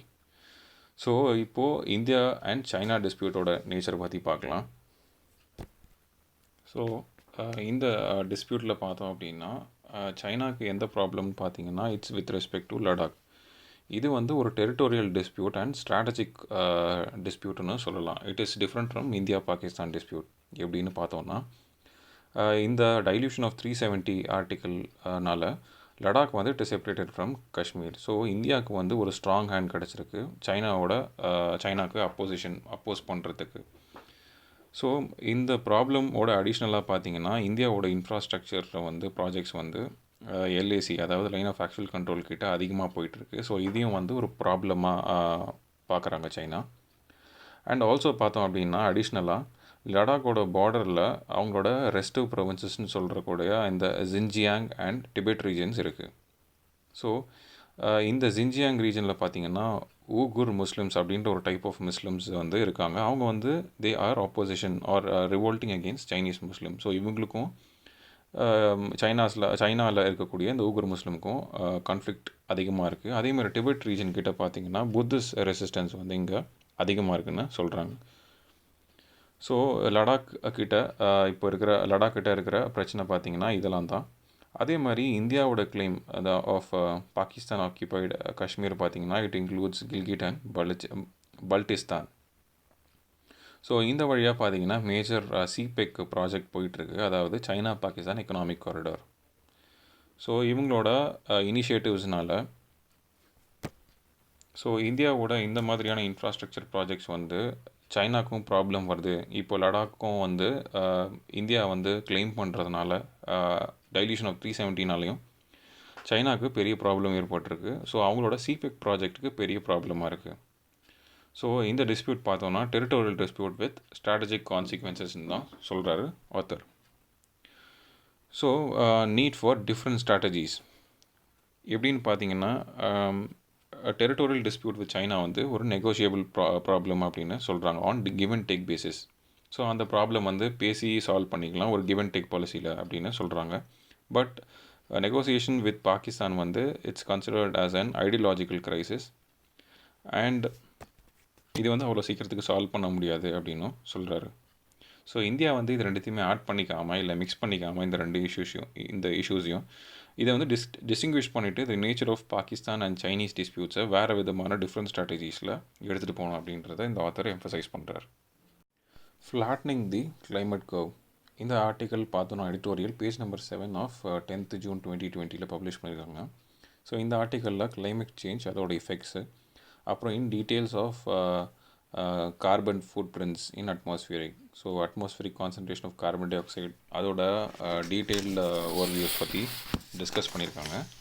அதே மாதிரி ஆவரேஜ் குளோபல் டெம்பரேச்சரை பற்றியும் பேசியிருக்காங்க. ஸோ இந்த மாதிரியான கான்செப்ட்ஸோடு சேர்ந்து ஆத்தர் வந்து இதுக்கான சொல்யூஷன்ஸும் ப்ரொவைட் பண்ணியிருக்காரு. எந்த விதமாக இந்த கார்பன் ஃபுட் பிரிண்ட்ஸை எப்படி குறைக்கலாம், இல்லை எந்த மாதிரியான எக்கனாமிக் க்ரோத் இருந்தால் இந்த மாதிரி ஃபுட் பிரிண்ட்ஸை குறைக்க முடியும், ப்ராப்ளம்ஸ் கிளைமேட் சேஞ்சை கண்ட்ரோல் பண்ண முடியும் அப்படின்றத பற்றியும் பேசியிருக்காரு. ஸோ ஃபர்ஸ்ட் கிளைமேட் சேஞ்ச் பற்றி பார்த்தோம் அப்படின்னா, கிளைமேட் சேஞ்ச் பார்த்தோம் அப்படின்னா changes in average weather conditions that persisting over a longer period or up to decades. So கிளைமேட்டுக்கும் வெதருக்கும் நிறைய டிஃப்ரென்ஸ் இருக்குது. வெதருன்றது டெய்லி ஃபோர்காஸ்ட் நம்ம பார்க்குறது, நியூஸில் ஃபோனில் பார்க்குறது அந்த டெய்லி ஃபோர்காஸ்ட். பட் கிளைமேட்டுங்கிறது it's an average of around ஒரு longer period of time. So நிறையா வருஷத்துக்கு ஆனால் எடுத்த ஒரு ஆவரேஜான ஒரு வேல்யூ பார்த்தோன்னா தான், வேரியபிள் பார்த்தோன்னா தான் அது வந்து கிளைமேட்டுன்னு சொல்லுவோம். So that is persisting over longer period of time. So it encompasses increases and decreases in temperature, precipitation shift பற்றி சொல்லும், அப்புறம் severe weather events and change of other features like in climate systems. So இந்த climate changeனால பார்த்தோம் அப்படின்னா there will be change in temperature, அப்புறம் weather component change ஆகும், including rainfalls, humidity and wind speed. So atmospheric concentration of carbon dioxide curve அப்படின்னு பார்த்தோம் அப்படின்னா டீட்டெயில்டாக from mid 19th centuries, அதாவது 1850s carbon di oxide concentration had started to rise in unprecedented rates. அதாவது ரொம்ப அதிகமாக increase ஆகிருக்கு அப்படின்னு சொல்கிறாங்க. ஸோ இது மெயினாக எதனாலன்னு பார்த்தோன்னா இண்டஸ்ட்ரியல் ரெவல்யூஷன்ஸ் அதிகமாச்சு, கம்பெனிஸ் ஃபேக்ட்ரிஸ்லாம் அதிகமாக ப்ரொடக்ஷன் பண்ண ஆரம்பித்தாங்க. ஸோ அதனால் எமிஷன்ஸ் அதிகமாச்சு. So burning fossil fuels for energy was one point, and burning forest to expand agriculture and settlements. So மனுஷங்க வாழ்கிறதுக்கு அதே மாதிரி அக்ரிகல்ச்சர் பண்ணுறதுக்கு ஃபாரஸ்ட்டை ரிமூவ் பண்ண ஆரம்பித்தாங்க. 2013 பார்த்தோம் அப்படின்னா கார்பன் டை ஆக்சைடோட லெவல் பார்த்தீங்கன்னா 400 ppm, அதாவது parts per million for the first time அதை ரெக்கார்ட் பண்ணாங்க. அப்படியே அதை வந்து 2018 கம்பேர் பண்ணோம் அப்படின்னா carbon di oxide concentration which reach 407 parts per million. இந்த வேல்யூ வந்து நம்ம பார்க்குறதுக்கு சின்னதாக இருந்தாலும் அதோட இம்பேக்ட் வந்து அதிகமாக இருக்கும். So average global temperature curve second பாயிண்ட்டாக அப்படின்னு பார்த்தோம் அப்படின்னா, other than carbon dioxide footprint, second point global temperature curve பார்த்தோன்னா ஃப்ரம் 1975 ஆன்வர்ட்ஸ் அதிகமான இன்க்ரீஸ் காமிச்சது கிராஃபில், அதாவது ஒரு upward trend. So by 2015 to 17 global temperature வந்து இன்க்ரீஸ்டு பை 1 degree C. ஸோ எப்படி ப்ரொஜெக்ட் பண்ணியிருக்காங்க அப்படின்னு பார்த்தோம் அப்படின்னா, by end of this century globe will heat up by 4 degrees Celsius. So இந்த சென்ச்சுரி, இந்த 2000 இயர் வந்து ஃபுல்லாக முடியறதுக்குள்ள எர்த்தோட குளோபல் டெம்பரேச்சர் வந்து 4 degree Cக்கு இன்க்ரீஸ் ஆகும் அப்படின்னு ப்ரொஜெக்ட் பண்ணியிருக்காங்க.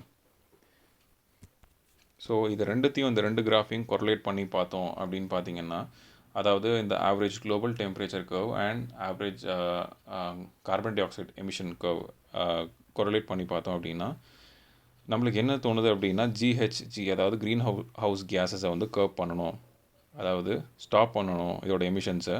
அதே மாதிரி agreements of international organisations, example இந்த பாரிஸ் அக்ரிமெண்ட் ஆஃப் 2015, இதெல்லாம் வந்து இன்வால்வ் பண்ணணும். அதோட ரூல்ஸ் அண்ட் ப்ரொசீஜர்ஸை எல்லா கண்ட்ரீஸும் இம்ப்ளிமெண்ட் பண்ணணும் அண்ட் ஃபாலோ பண்ணணும் அப்படின்றத எம்ஃபசைஸ் பண்ணுறாங்க. பட் இந்த அக்ரிமெண்ட்ஸ், இந்த ரூல்ஸ் எல்லாம் வந்து நம்ம அச்சீவ் பண்ணோம் அப்படின்னா அதோட காஸ்ட் இன்வால்வ்டு, அதோட targets with respect to target size பார்த்திங்கன்னா ரொம்ப அதிகமாக இருக்குது. ஸோ டெக்னிக்கலாக நம்ம இப்போ கொஞ்சம் பார்த்தோம்னா, எக்ஸாம்பிள் ரொம்ப ரிச்சான நேஷன்ஸ், வெல்தி நேஷன்ஸ் அவங்க வந்து $500 பில்லியன் ஈச் இயர் வந்து இதுக்காக செலவு பண்ணுறாங்க for internal projects on projects aimed at reducing emissions. So reduction of எமிஷனுக்காக $500 பில்லியன் இதுக்காக செலவு பண்ணுறாங்க. அடிஷ்னலாக ஐபிசிசியோட எஸ்டிமேஷன் பார்த்தீங்கன்னா sustained annual investment of $2.4 trillion இந்த எனர்ஜி எஃபிஷியன்ட் சிஸ்டமை ஆட் பண்ணுறதுக்கு டில் 2025 வந்து இவ்வளோ அமௌண்ட் ஆஃப் மணி, அதாவது $2.4 trillion தேவைப்படும் அப்படின்னு ஆனுவல் எஸ்டிமேஷன் கொடுத்துருக்காங்க. எதுக்குன்னு பார்த்தோன்னா to keep the global warming, global temperature below 1.5 degrees Celsius. So இந்த டெம்பரேச்சரை இவ்வளோ கம்மியாக வச்சுக்கிறதுக்கு இவ்வளோ செலவு பண்ண வேண்டியது இருக்குது. இந்த எஸ்டிமேஷன் சொன்னது வந்து ஐபிசிசி, அதாவது it is an intergovernmental body of United Nations. It is named as Intergovernmental Panel on Climate Change. So at last நம்ம பார்த்தோம் அப்படின்னா இந்த கரண்ட் பேண்டமிக் சுச்சுவேஷனில் ப்ரொடக்ஷன்ஸ் எதுவுமே இல்லாததுனால குளோபல் இம்பேக்ட் வந்து அதிகமாக இருக்குது. எப்படின்னு பார்த்தோம் அப்படின்னா ரிடக்ஷன் இன் கார்பன் எமிஷன்ஸ் அதிகமாக இருக்குது, கம்மியாக இருக்குது. ஸோ கார்பன் எமிஷன்ஸ் வந்து இந்த டைமில் வந்து ரொம்ப ரெடியூஸ் ஸ்டேட்டில் இருக்குது. ஸோ இந்த டைமில் வந்து கண்ட்ரியாக ஆஸ் அ குளோப் வந்து ஒரு ஆன் எர்த் வந்து எப்படி பீப்புள் திங்க் பண்ணோம், இல்லை கண்ட்ரிஸ் எப்படி திங்க் பண்ணோம் அப்படின்னா they have to give a shift in structuring and functioning of societies. So இப்போ எப்படி நடந்துகிட்ருக்கோ, எப்படி எக்கானமி மூவ் ஆகிக்கிட்டு அதோட ஸ்ட்ரக்சரை வந்து அதோட ஃபங்க்ஷனிங்கை மொத்தமாக மாற்றணும் இந்த போஸ்ட் பேண்டமிக் வேர்ல்டு அப்படின்னு சொல்கிறாங்க. பட் ஒரு 2 பாயிண்ட் என்ன சொல்லியிருக்காரு ஆத்தர் அப்படின்னு பார்த்தோன்னா, இப்போ நம்ம எமிட் பண்ணுற இந்த கார்பன் டை ஆக்சைடிலிருந்து இந்த கார்பன் டை ஆக்சைடை billions of tons of carbon டை ஆக்சைடை டெக்னாலஜி யூஸ் பண்ணிவிட்டு சக் பண்ணணும் and save it safely somewhere அப்படின்னு சொல்கிறாரு. எந்த மாதிரி எக்ஸாம்பிள் சொன்னார்னா ஸ்மோக் டவர் அப்படின்ற ஒரு கான்செப்ட் சொல்லியிருக்காரு. ஸோ இதை யூஸ் பண்ணி கார்பன் டை ஆக்சைடு எமிட் ஆனதை வந்து சக் பண்ணி ஸ்டோர் பண்ணி வச்சுக்கலாம் அப்படின்னு ஒரு பாயிண்ட் சொல்கிறாரு. ரெண்டாவது பார்த்தோன்னா ஹீட்டிங் அதிகமாகிறதுனால என்ன பண்ணலாம் அப்படின்னா சோலார் ரேடியேஷன் மேனேஜ்மெண்ட், அதாவது to regulate solar radiation by geoengineering. So இந்த கான்செப்ட் யூஸ் பண்ணி சோலார் ரேடியேஷன் மேனேஜ்மெண்ட் பண்ணலாம் அப்படின்னு சொல்கிறாரு. எப்படின்னு பார்த்தீங்கன்னா limiting the effect of sunlight on earth. So earth மேலே விடக்கூடிய அந்த சன்லைட்டை வந்து கண்ட்ரோல் பண்ணலாம், இன்டைரக்ட்லி இதை வந்து குளோபல் டெம்பரேச்சரை கம்மி பண்ணலாம் அப்படின்னு ஒரு கான்செப்ட் சொல்லியிருக்காரு. பட் எல்லா விதமான இந்த மாதிரி ஒப்பீனியன்ஸ் அண்ட் சஜஷன்ஸ் வந்து அதோட ப்ரோஸ் அண்ட் கான்ஸோடு தான் வரும். பட் லார்ஜ் ஸ்கேலில் இது ஒர்க் ஆகுமான்னு தெரியாது. ஸோ ஆஸ் அ கன்க்ளூஷன் ஸ்ட்ராங்காக என்ன ஆத்தர் சொல்லியிருக்காரு அப்படின்னு பார்த்தோன்னா, there is no substitute for reducing greenhouse gas emissions. So அதனால் technologist, economist and social scientist என்ன பிளான் பண்ணணுன்னு பார்த்தீங்கன்னா for a sustainable planet based on principles of equity and climate justice within and across nations. Meaning that கிளைமேட்டுக்கு justice பண்ணுற மாதிரி ஒரு நிலையான principle on the basis of principle of equity, இந்த மாதிரியான ஒரு சஸ்டைனபிளான கான்செப்டை யூஸ் பண்ணி தான் எக்கானமி ரன் பண்ணணும் இதுக்கப்புறம் போஸ்ட் பேண்டமிக் வேர்ல்டு அப்படின்னு ஆத்தர் சொல்லியிருக்கார். Can coffee growers deploy MGNREGA workers? So இந்த ஆர்டிக்கல் எங்கே பப்ளிஷ் ஆகிருக்குன்னு பார்த்தோன்னா 10th June 2020 in page number 13 publish ஆகிருக்கு.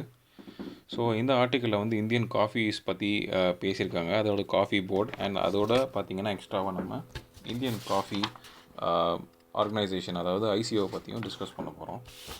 ஸோ காஃபி ப்ரொடக்ஷனோட ப்ரொடக்ஷன் ரேட் பார்த்தோன்னா it depends majorly on labour cost. அதாவது ஆர்டிக்கலில் 60 to 70% வந்து காஸ்ட் ஆஃப் ப்ரொடக்ஷனில் லேபர் காஸ்ட்டே போயிடுது அப்படின்னு சொல்கிறாங்க.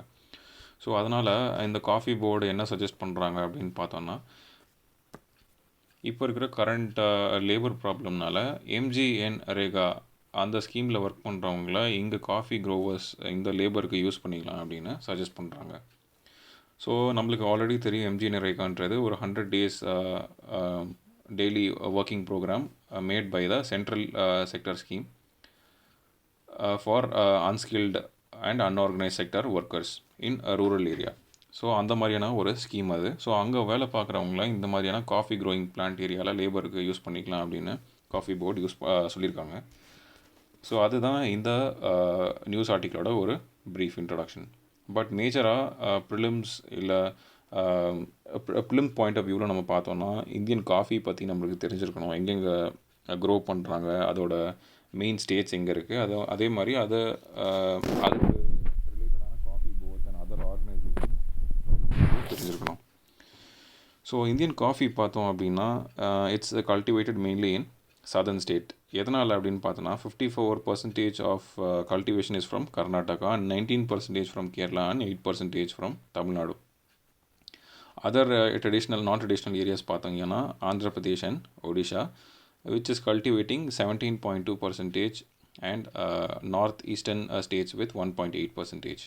ஸோ ஆந்திரா அண்ட் ஒடிஷா வந்து cultivate 17.2 and north eastern states வந்து ஒரு 1.8% கான்ஸ்டியூட் பண்ணுறாங்க. ஸோ இது எல்லாத்துக்குமே அட்மினிஸ்டர் பண்ணுறதுக்கு ஒரு காஃபி போர்டு எஸ்டாப்ளிஷ் பண்ணியிருக்காங்க அண்டர் காஃபி ஆக்ட் 7 ஆஃப் 1942. இந்த ஆக்ட் மூலிமா இந்த காஃபி போர்டை எஸ்டாப்ளிஷ் பண்ணியிருக்காங்க for management of coffee sector. So இது வந்து மினிஸ்ட்ரி ஆஃப் காமர்ஸ் அண்ட் இண்டஸ்ட்ரிக்கு அடியில் வருது, headquarter in Bengaluru, Karnataka. இதோட ஃபங்க்ஷன் பார்த்தோம் அப்படின்னா enhancement of productivity and quality level. So இந்த மாதிரியான செக்டர்ஸில் இவங்க ஒர்க் பண்ணுறாங்க டு இன்க்ரீஸ் ப்ரொடக்டிவிட்டி, அப்புறம் development of domestic markets and export promotions. So இந்த மாதிரியான வேரியஸ் லைனில் வந்து காஃபி போர்டு ஹெல்ப் பண்ணுறாங்க. பட் நவ் நம்ம coming back to the growing condition of காஃபியோட க்ரோவிங் கண்டிஷன் பார்த்திங்கன்னா it essentially required proper shade, நிழல் தேவைப்படும் to protect them from high radiations and rising temperature. So இந்த மாதிரியான கண்டிஷனில் காஃபி வளர்க்கப்படுது. So important varieties of Indian coffee பார்த்திங்கன்னா Kent அரேபிகான்னு சொல்கிறாங்க,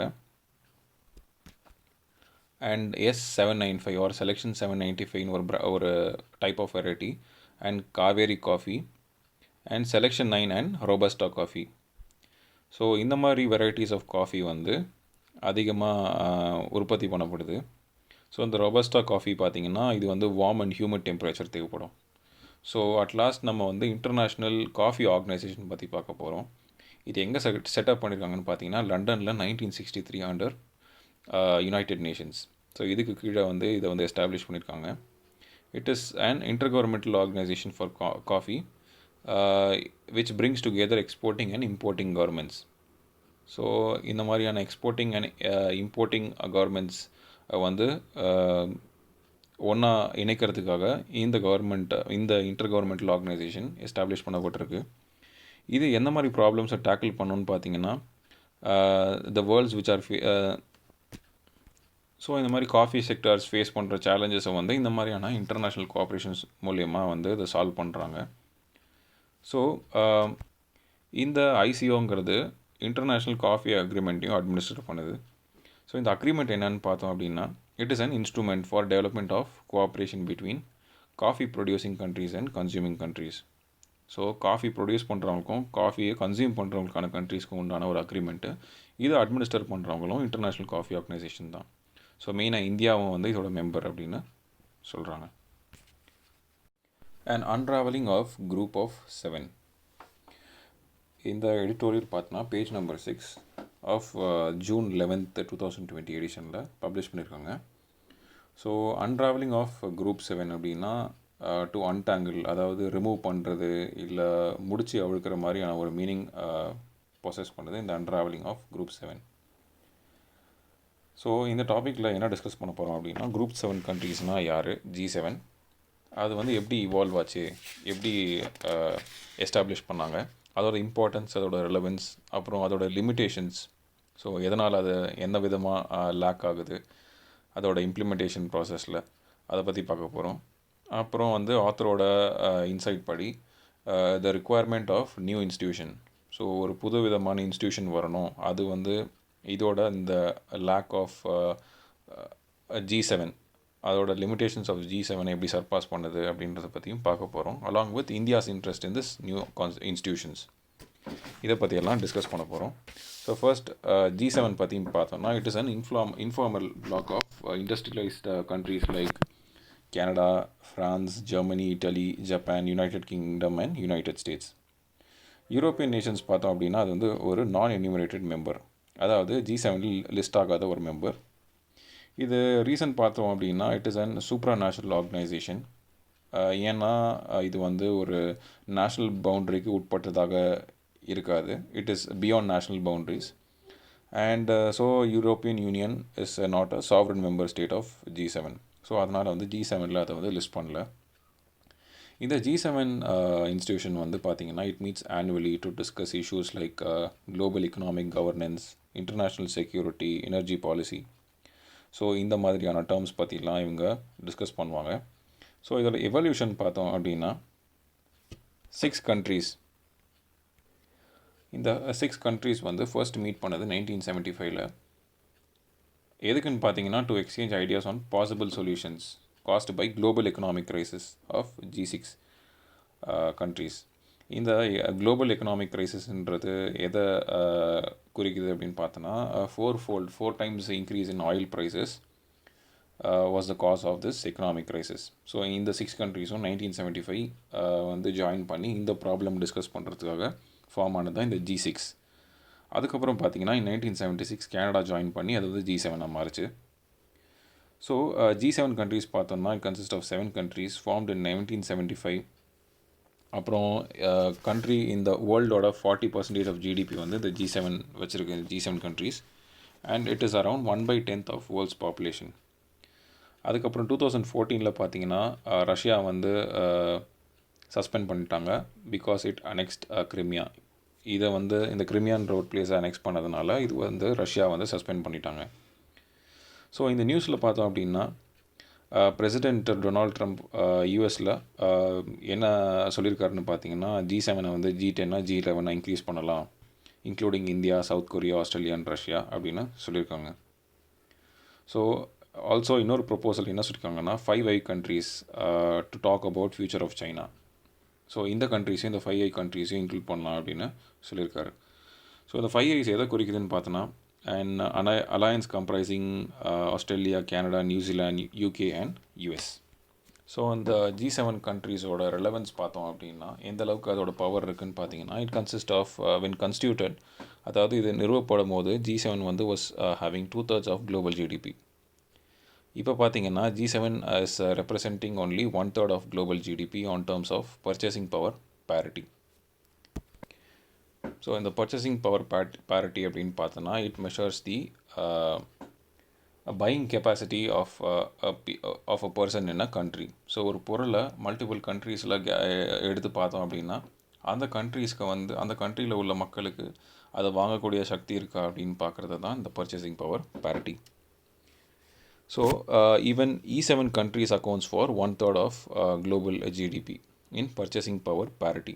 ஸோ ஏற்கனவே நம்ம பார்த்த மாதிரி E7ன்றது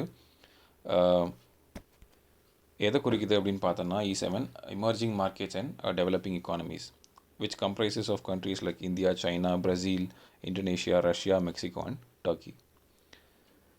ஸோ இப்போ இதோட லிமிட்டேஷன்ஸ் பார்த்தோம் அப்படின்னா இது வந்து இட் ஹாஸ் இந்த G7 வந்து fail to revive the economic downturn of 2007 and 2008. ஸோ ரிசெஷன் டைமில் இது வந்து எக்கனாமிக் டவுன் டவுனை ரிவைவ் பண்ணலை, ஃபெயில் ஆகிடுச்சு to revive the economic situation அப்படின்னு சொல்கிறாங்க.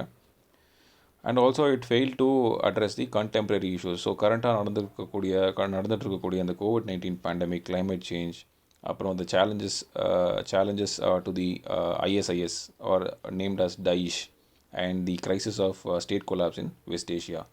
ஸோ கரண்ட்டாக நடந்துட்டு இருக்கிற ப்ராப்ளம் அதனால் அட்ரஸ் பண்ண முடியல, அதுவும் ஒரு ப்ராப்ளம் அப்படின்னு சொல்கிறாங்க.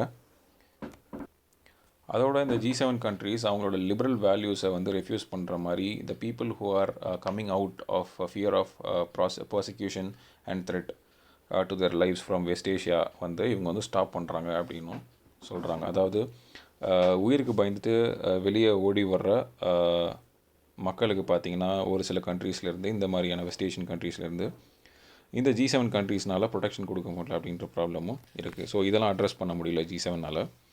ஸோ ஆத்தர் என்ன சொல்கிறாருன்னா there is a need for new institution. கரண்ட்டாக world is in the state of disorder, நிறைய ப்ராப்ளம்ஸ் இருக்குது. So the global economy has stalled and COVID-19 will further create widespread distress. So இந்த ப்ரெசண்ட்டாக இருக்கிற international institution வந்து எதை prove பண்ணியிருக்குன்னு பார்த்தீங்கன்னா unequal to these tasks. அதாவது எதுவுமே வந்து கோஆப்ரேட்டிவாக இல்லை காம்ப்ரிஹென்சிவாக ரியாக்ட் பண்ணலை அப்படின்றது தான் ப்ராப்ளமாக இருக்குது. ஸோ இந்த ஆர்டிக்கிளில் பார்த்த மாதிரி E7 countries with 5 countries plus G7 countries இது ஒன்றா சேர்ந்துச்சுன்னா it's value will be increased அப்படின்னு ஆத்தர் சொல்கிறாரு. அவங்க ஃபோக்கஸ் வந்து கீ குளோபல் இஷ்யூஸ் மேலே ஃபோக்கஸ் பண்ணணும் அப்படின்றதையும் சொல்கிறாரு. ஸோ இந்தியாவோட இன்ட்ரெஸ்ட் இந்த நியூ இன்ஸ்டிடியூஷனில் பார்த்தோம் அப்படின்னா with respect to international trade, climate change and current pandemic crisis. So இந்த 3 கான்செப்டில் தான் ரிவால்வ் ஆகுது இந்தியாவோட interest information of this new institution. And அதே மாதிரி பார்த்தீங்கன்னா அடிஷ்னலாக கவுண்டர் டெரரிசம், கவுண்டர் ப்ராடிஃப்ளேஷன்ஸ் மேலேயும் இந்தியாவோட இன்ட்ரெஸ்ட் இருக்குது. ஸோ லாஸ்ட்டாக பார்த்தீங்கன்னா ஆப்கானிஸ்தானோட நடந்துட்டு இருக்கிற பிரச்சனை, so peace in Afghanistan, reduction of tension in Korean peninsula and south China sea. So இந்த ப்ராப்ளம்ஸ்லாம் வந்து இந்தியா வந்து முன் வச்சு அதோட இன்ட்ரெஸ்ட்டை வந்து இந்த நியூ இன்ஸ்டியூஷன் ஃபார்மேஷனில் போர்ட்ரே பண்ணியிருக்காங்க. ஸோ இந்த ஆர்டிக்கிள் ஓவராலாக பார்த்தோன்னா E7 கண்ட்ரீஸ்னால் என்ன, G7 கண்ட்ரீஸ்னால் என்ன, அதோட இவல்யூஷன்ஸ், அப்புறம் the need for effective new institutions பற்றி பார்த்துருக்கோம். Needed a transfusion of public health care. So இந்த ஆர்டிக்கிளும் பார்த்தீங்கன்னா page number 6 of 11th June publish பண்ணியிருக்காங்க. ஸோ இதோட மெயின் கான்செப்ட் ஒரு மெயின் ஐடியா அப்படின்னு பார்த்தீங்கன்னா public health sector. So mains answer ரைட்டிங்கில் இது யூஸ் ஆகும் இந்த paper of GS2 and as well as in GS3. So இந்த ஆர்டிக்கிள் எதை பற்றி டிஸ்கஸ் பண்ணியிருக்காங்க அப்படின்னு பார்த்தோம் அப்படின்னா public and private health care systems பற்றி பேசியிருக்காங்க. அப்புறம் the reason for dominance of private sector over the public health sector பற்றி பேசியிருக்காங்க. So and what needs to be done, அதாவது ஒரு சொல்யூஷனும் ப்ரொவைட் பண்ணியிருக்காங்க இந்த ஆர்டிக்கலில். ஸோ கரண்ட் ப்ராப்ளம் பார்த்தீங்க அப்படின்னா ப்ரைவேட் செக்டரில் அதோட ரேட்ஸ் எல்லாம் பார்த்தீங்கன்னா அதிகமாக இருக்குது. ஸோ ஆத்தர் என்ன சொல்கிறாருன்னு பார்த்தீங்கன்னா the cost of medical care follows the law of diminishing returns. எதனால் பார்த்தோம் அப்படின்னா இந்த ட்ரீட்மெண்ட்லாம் வந்து நாளுக்கு நாள் சொஃபிஸ்டிகேட் ஆகுதுன்னு நம்ம பார்த்துட்டு இருக்கோம். ஸோ அந்த மாதிரி சொஃபிஸ்டிகேட் ஆக ஆக தி காஸ்ட் ஆஃப் மெடிக்கல் கேரும் அதிகமாகும். பட் அதோட ரிட்டர்ன் பார்த்திங்கன்னா ரொம்ப கம்மியாக இருக்குது அப்படின்னு சொல்கிறாங்க. So comparison with respect to urban and rural with respect to private and public health care பார்த்தோம் அப்படின்னா இந்தியாவில் there are more private hospital than the public hospitals and relatively private hospital have more hospital bed than public health sectors. So research பண்ணதில் conducted by Center for Disease Dynamics, Economics and Policy, CDDEPன்னு சொல்கிறாங்க. அவங்களோட reports படி பார்த்தோன்னா there are more number of private hospitals in the country than public hospitals. So public hospitals கம்மியாக இருக்குது private hospitals விட. So அதே மாதிரி எஸ்டிமேஷன் பார்த்தீங்கன்னா 19 lakh hospital beds with 95,000 ICU beds and 48,000 ventilators in India. So இதெல்லாம் வந்து பார்த்தீங்கன்னா statistical terms with respect to the hospitals like bed ventilators இந்தியாவில். So most of this are concentrated in states like Uttar Pradesh, Maharashtra, Tamil Nadu, Kerala, Karnataka, Telangana and West Bengal. So இந்த மாதிரியான ஸ்டேட்ஸில் வந்து இது அதிகமாக concentrate ஆகிருக்கு. So many of the states and union territories have more beds and ventilators in private sectors than in public sectors. So overall பார்த்தோம் அப்படின்னா private செக்டர்ஸில் அதிக facilities இருக்குன்ற மாதிரியும் பப்ளிக் செக்டரில் இதை விட கம்மியாக இருக்குன்ற மாதிரியும் போர்ட்ரே இருக்குது. ஸோ அதை தான் வந்து இந்த ரிப்போர்ட்லேயும் சொல்கிறாங்க. ஸோ இந்த ரீசன் பார்த்தோம் அப்படின்னா why private sector is dominating public sector அப்படின்னு பார்த்தோன்னா மெயினாக வந்து 2 ரீசன் சொல்கிறாங்க.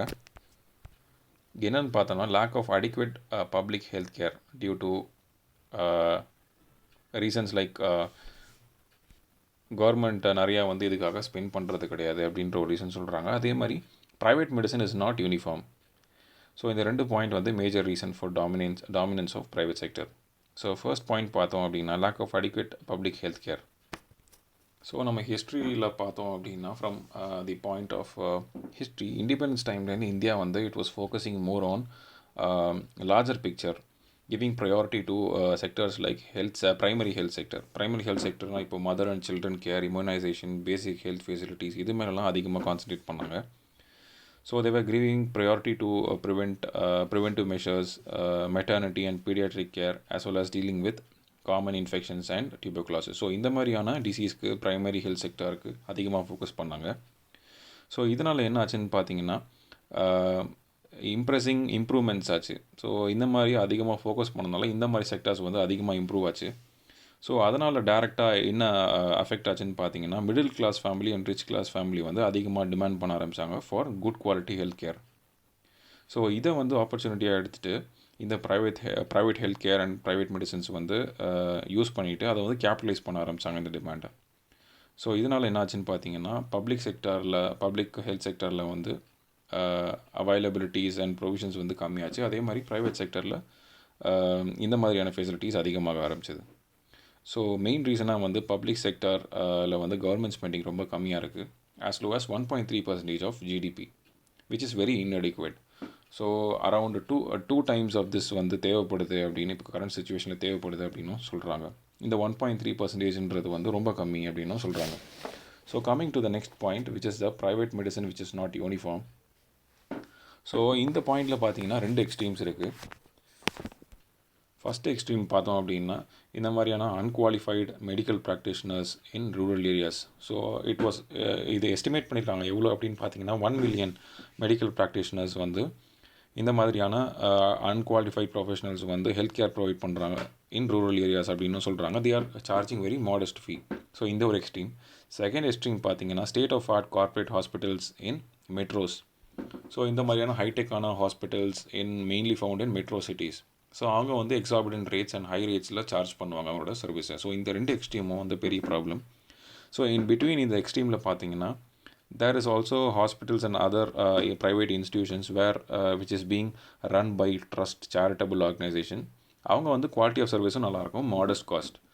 ஸோ இது மூணுத்துக்கும் நடுவில் இந்த மாதிரியான ப்ராப்ளம்ஸ் இருக்குது. ஸோ இதுக்காக என்ன பண்ணலாம் அப்படின்னு ஆத்தர் சொல்கிறாரு அப்படின்னு பார்த்தீங்கன்னா மோர் கவர்மெண்ட் ஸ்பெண்டிங் தேவைப்படுது on public health care system. அதை வந்து மெயின் பாயிண்ட்டாக சொல்கிறாரு.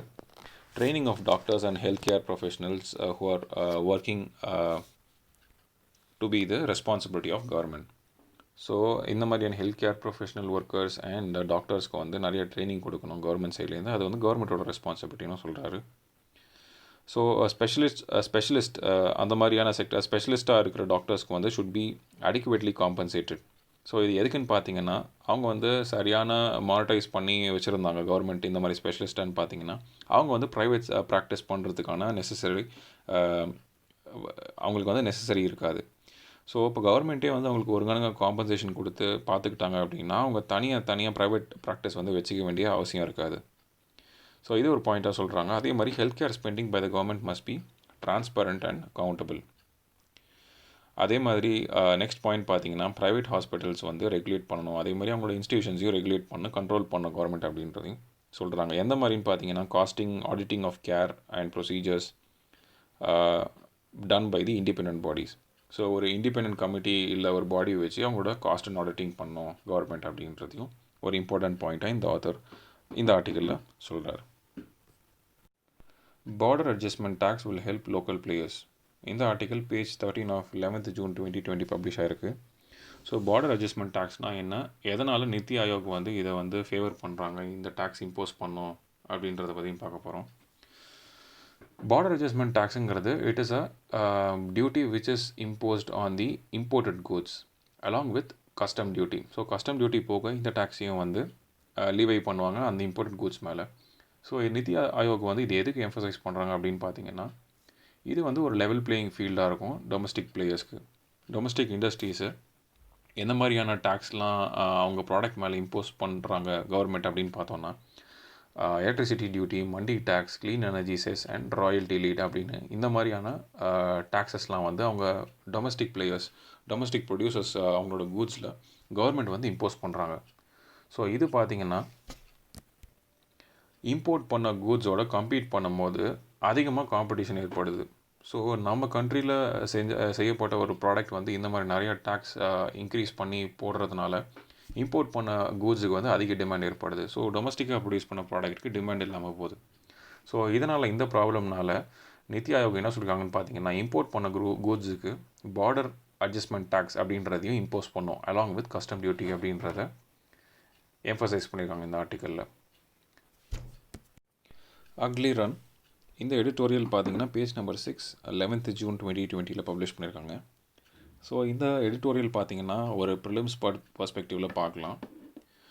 எந்த மாதிரின்னு பார்த்தீங்கன்னா they have spoke about institutions like NADA, WADA and the laboratory of NDTL.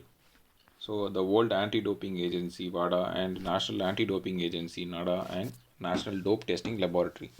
So இந்த மாதிரியான ஃபாரம்ஸ் அண்ட் இன்ஸ்டிடியூஷன்ஸ் பற்றி இந்த ஆர்டிக்கலில் டிஸ்கஸ் பண்ண போகிறோம். ஸோ இதை பற்றி மட்டும் மெயினாக இந்த ஆர்டிக்கலில் பார்ப்போம்.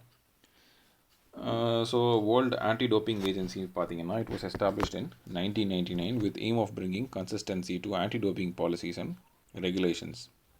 எந்த இடத்துலன்னு பார்த்தீங்கன்னா with sport organisations and government across the world.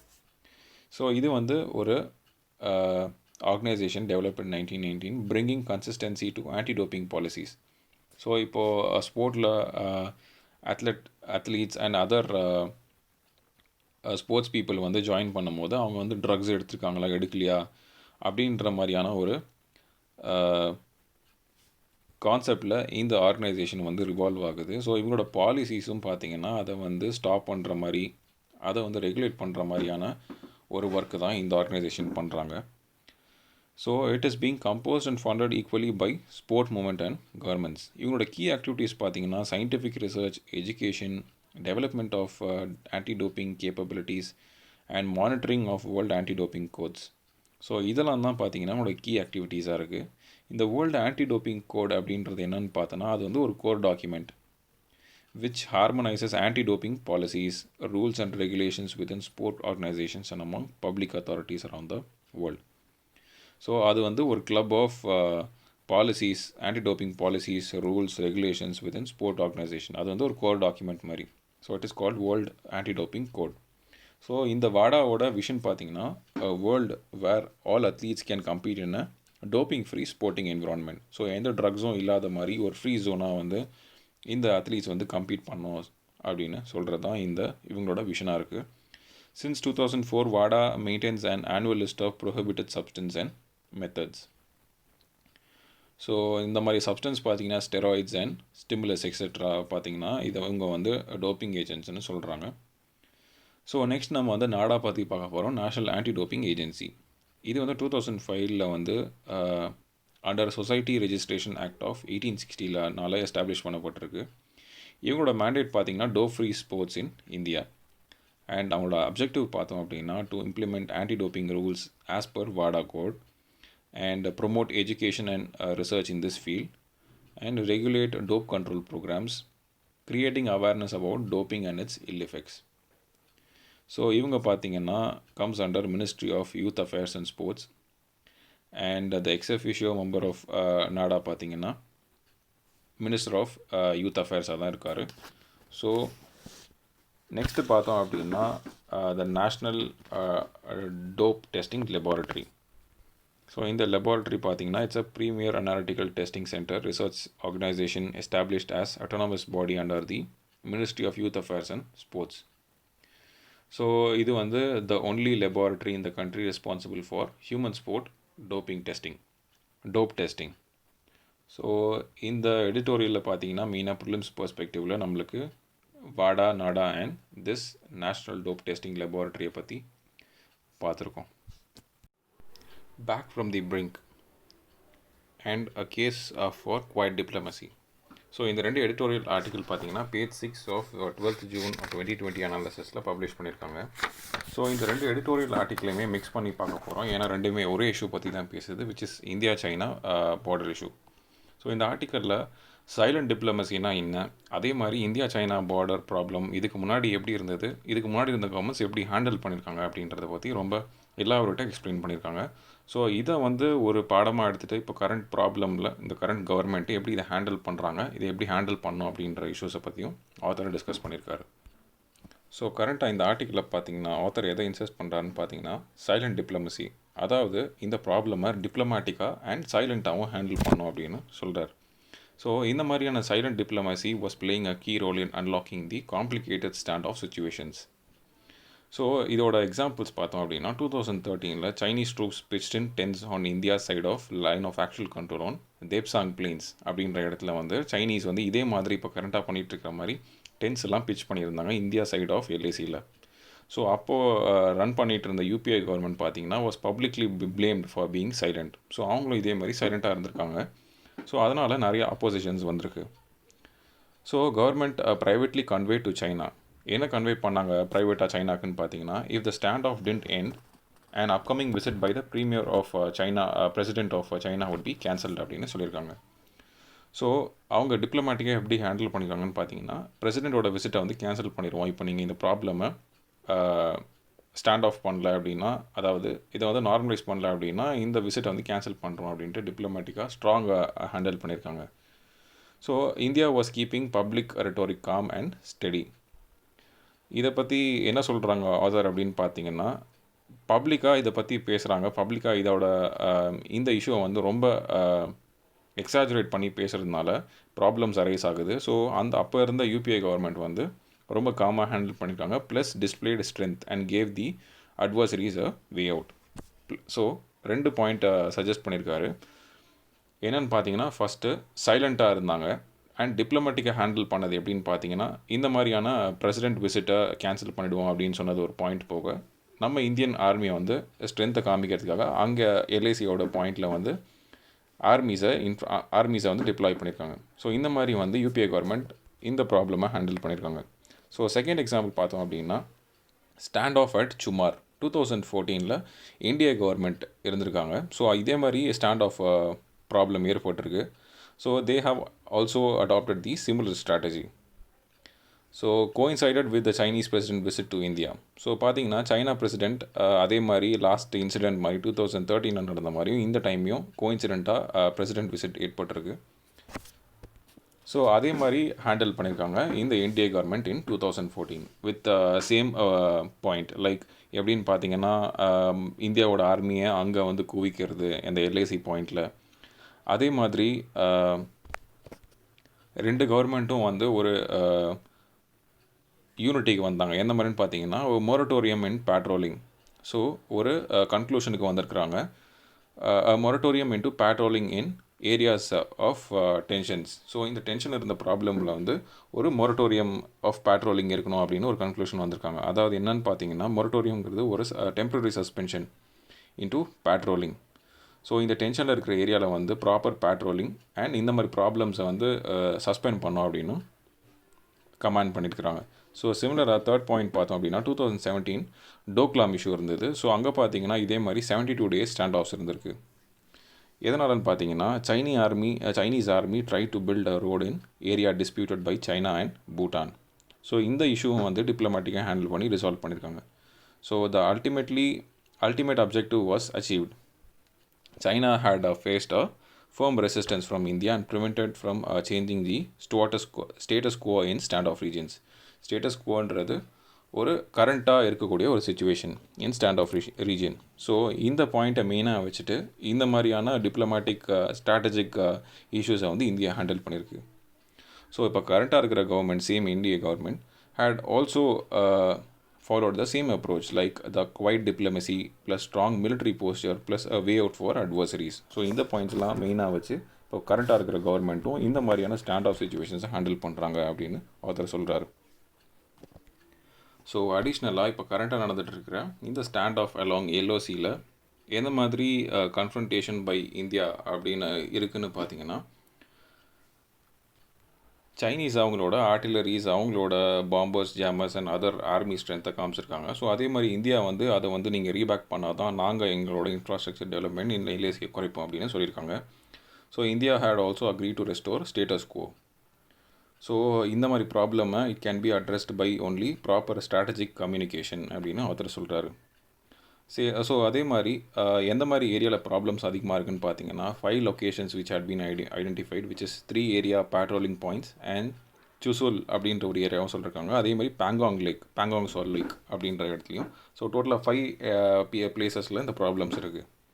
So இந்த ரீசெண்டாக நடக்கிற இந்த டிஸ்கஷன்னால் partial disengagement of troops had started. So கொஞ்சம் கொஞ்சமாக 3 to 4 பிளேசஸில் வந்து இவங்களோட ட்ரூப்ஸை வந்து ரிமூவ் பண்ண ஆரம்பிச்சிருக்காங்க China. So as a conclusion author என்ன சொல்கிறாரு அப்படின்னு பார்த்தோன்னா, broader plans of holding series of talks to take forward the disengagement process. So எந்த மாதிரியான ப்ராடர் டாக்ஸ் அப்படின்னு பார்த்தீங்கன்னா, having a formal meeting once or twice a year by top commanders for better interaction between 2 armies in high level. So once or twice in a year ஒரு top level commander லெவலில் இந்த 2 கண்ட்ரீஸோட ஆர்மிஸும் பேச்சுவார்த்தை நடத்தணும் for understanding the strategic mistrust அப்படின்னு சொல்கிறாங்க. And other suggestions பார்த்தீங்க அப்படின்னா, இந்தியாவோட செக்யூரிட்டி கன்சர்னுக்காக இந்த விஷயத்தில் இந்தியா வந்து ரொம்ப கீனாக இருக்காங்க. எதனால் அப்படின்னு பார்த்தோன்னா, இந்தியாவோட செக்யூரிட்டி இன்ட்ரெஸ்ட் வந்து இந்தியாவோட மேஜர் அப்ஜெக்டிவ். ஸோ அதே மாதிரி இந்த ப்ராப்ளமை சால்வ் பண்ணணும்னா ஸ்ட்ராங் மிலிட்ரி பவரும் தேவைப்படுது, along with strategic silent diplomacy அப்படின்னு சொல்ல வராங்க to resolve this border dispute. So ஏற்கனவே நடந்த இந்த பாஸ்ட் இன்சிடென்ட்ஸ் எல்லாம் வந்து எக்ஸாம்பிளாக வச்சுட்டு கரண்ட் பொசிஷனில் இந்தியன் கவர்மெண்ட் இதே மாதிரியான ஸ்ட்ராட்டஜிக் வேஸை வந்து யூஸ் பண்ணணும் அப்படின்னு ஆத்தர் சொல்லியிருக்காங்க. ஸோ எக்ஸ்ட்ராவாக இந்த கவர்மெண்ட் என்ன பண்ணலாம் அப்படின்னு பார்த்தீங்கன்னா, ப்ராப்பர் இன்ஃபர்மேஷனை வந்து அப்போசிஷன் பார்ட்டிக்கு கரெக்டான டைமில் கொண்டு போய் சேர்க்கணும். அதே மாதிரி இன்ஃபர்மேஷன் கொடுக்கக்கூடிய இந்த media channels and other social மீடியாஸ்க்கு வந்து 24/7 கரெக்டான இன்ஃபர்மேஷன் கவர்மெண்ட் வந்து ப்ரொவைட் பண்ணணும். ஸோ தட் இந்த மாதிரி மிஸ்இன்ஃபர்மேஷன், ராங்கான இன்ஃபர்மேஷன் வந்து பப்ளிக்கு போய் சேராது அப்படின்ற பாயிண்ட்டையும் வந்து ஆத்தர் எம்ஃபசைஸ் பண்ணுறார். Trump targets ICC with sanctions over Afghanistan war crime cases. So இந்த ஆர்டிக்கலில் பார்த்தீங்கன்னா யூஎஸோட economic and travel sanctions against ICC employees பற்றி டிஸ்கஸ் பண்ணியிருக்காங்க. ஸோ இது எதனாலன்னு பார்த்தீங்கன்னா ஒரு ரிட்டாலியேட் மெஷர் மாதிரி பார்க்கலாம் ஃப்ரம் யூஎஸ்.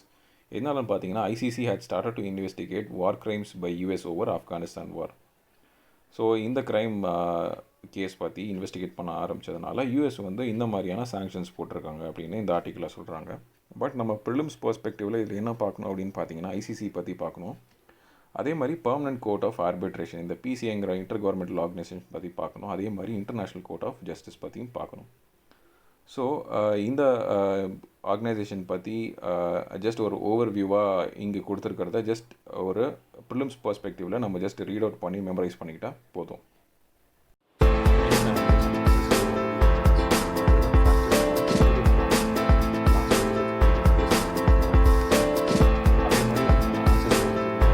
கமெண்ட் செக்ஷனில் கமெண்ட் பண்ணுங்கள். அதோட இந்த வீடியோ பிடிச்சிருந்ததுன்னா லைக் பண்ணுங்கள், ஷேர் பண்ணுங்கள் அண்ட் மறக்காமல் சப்ஸ்கிரைப் பண்ணுங்கள்.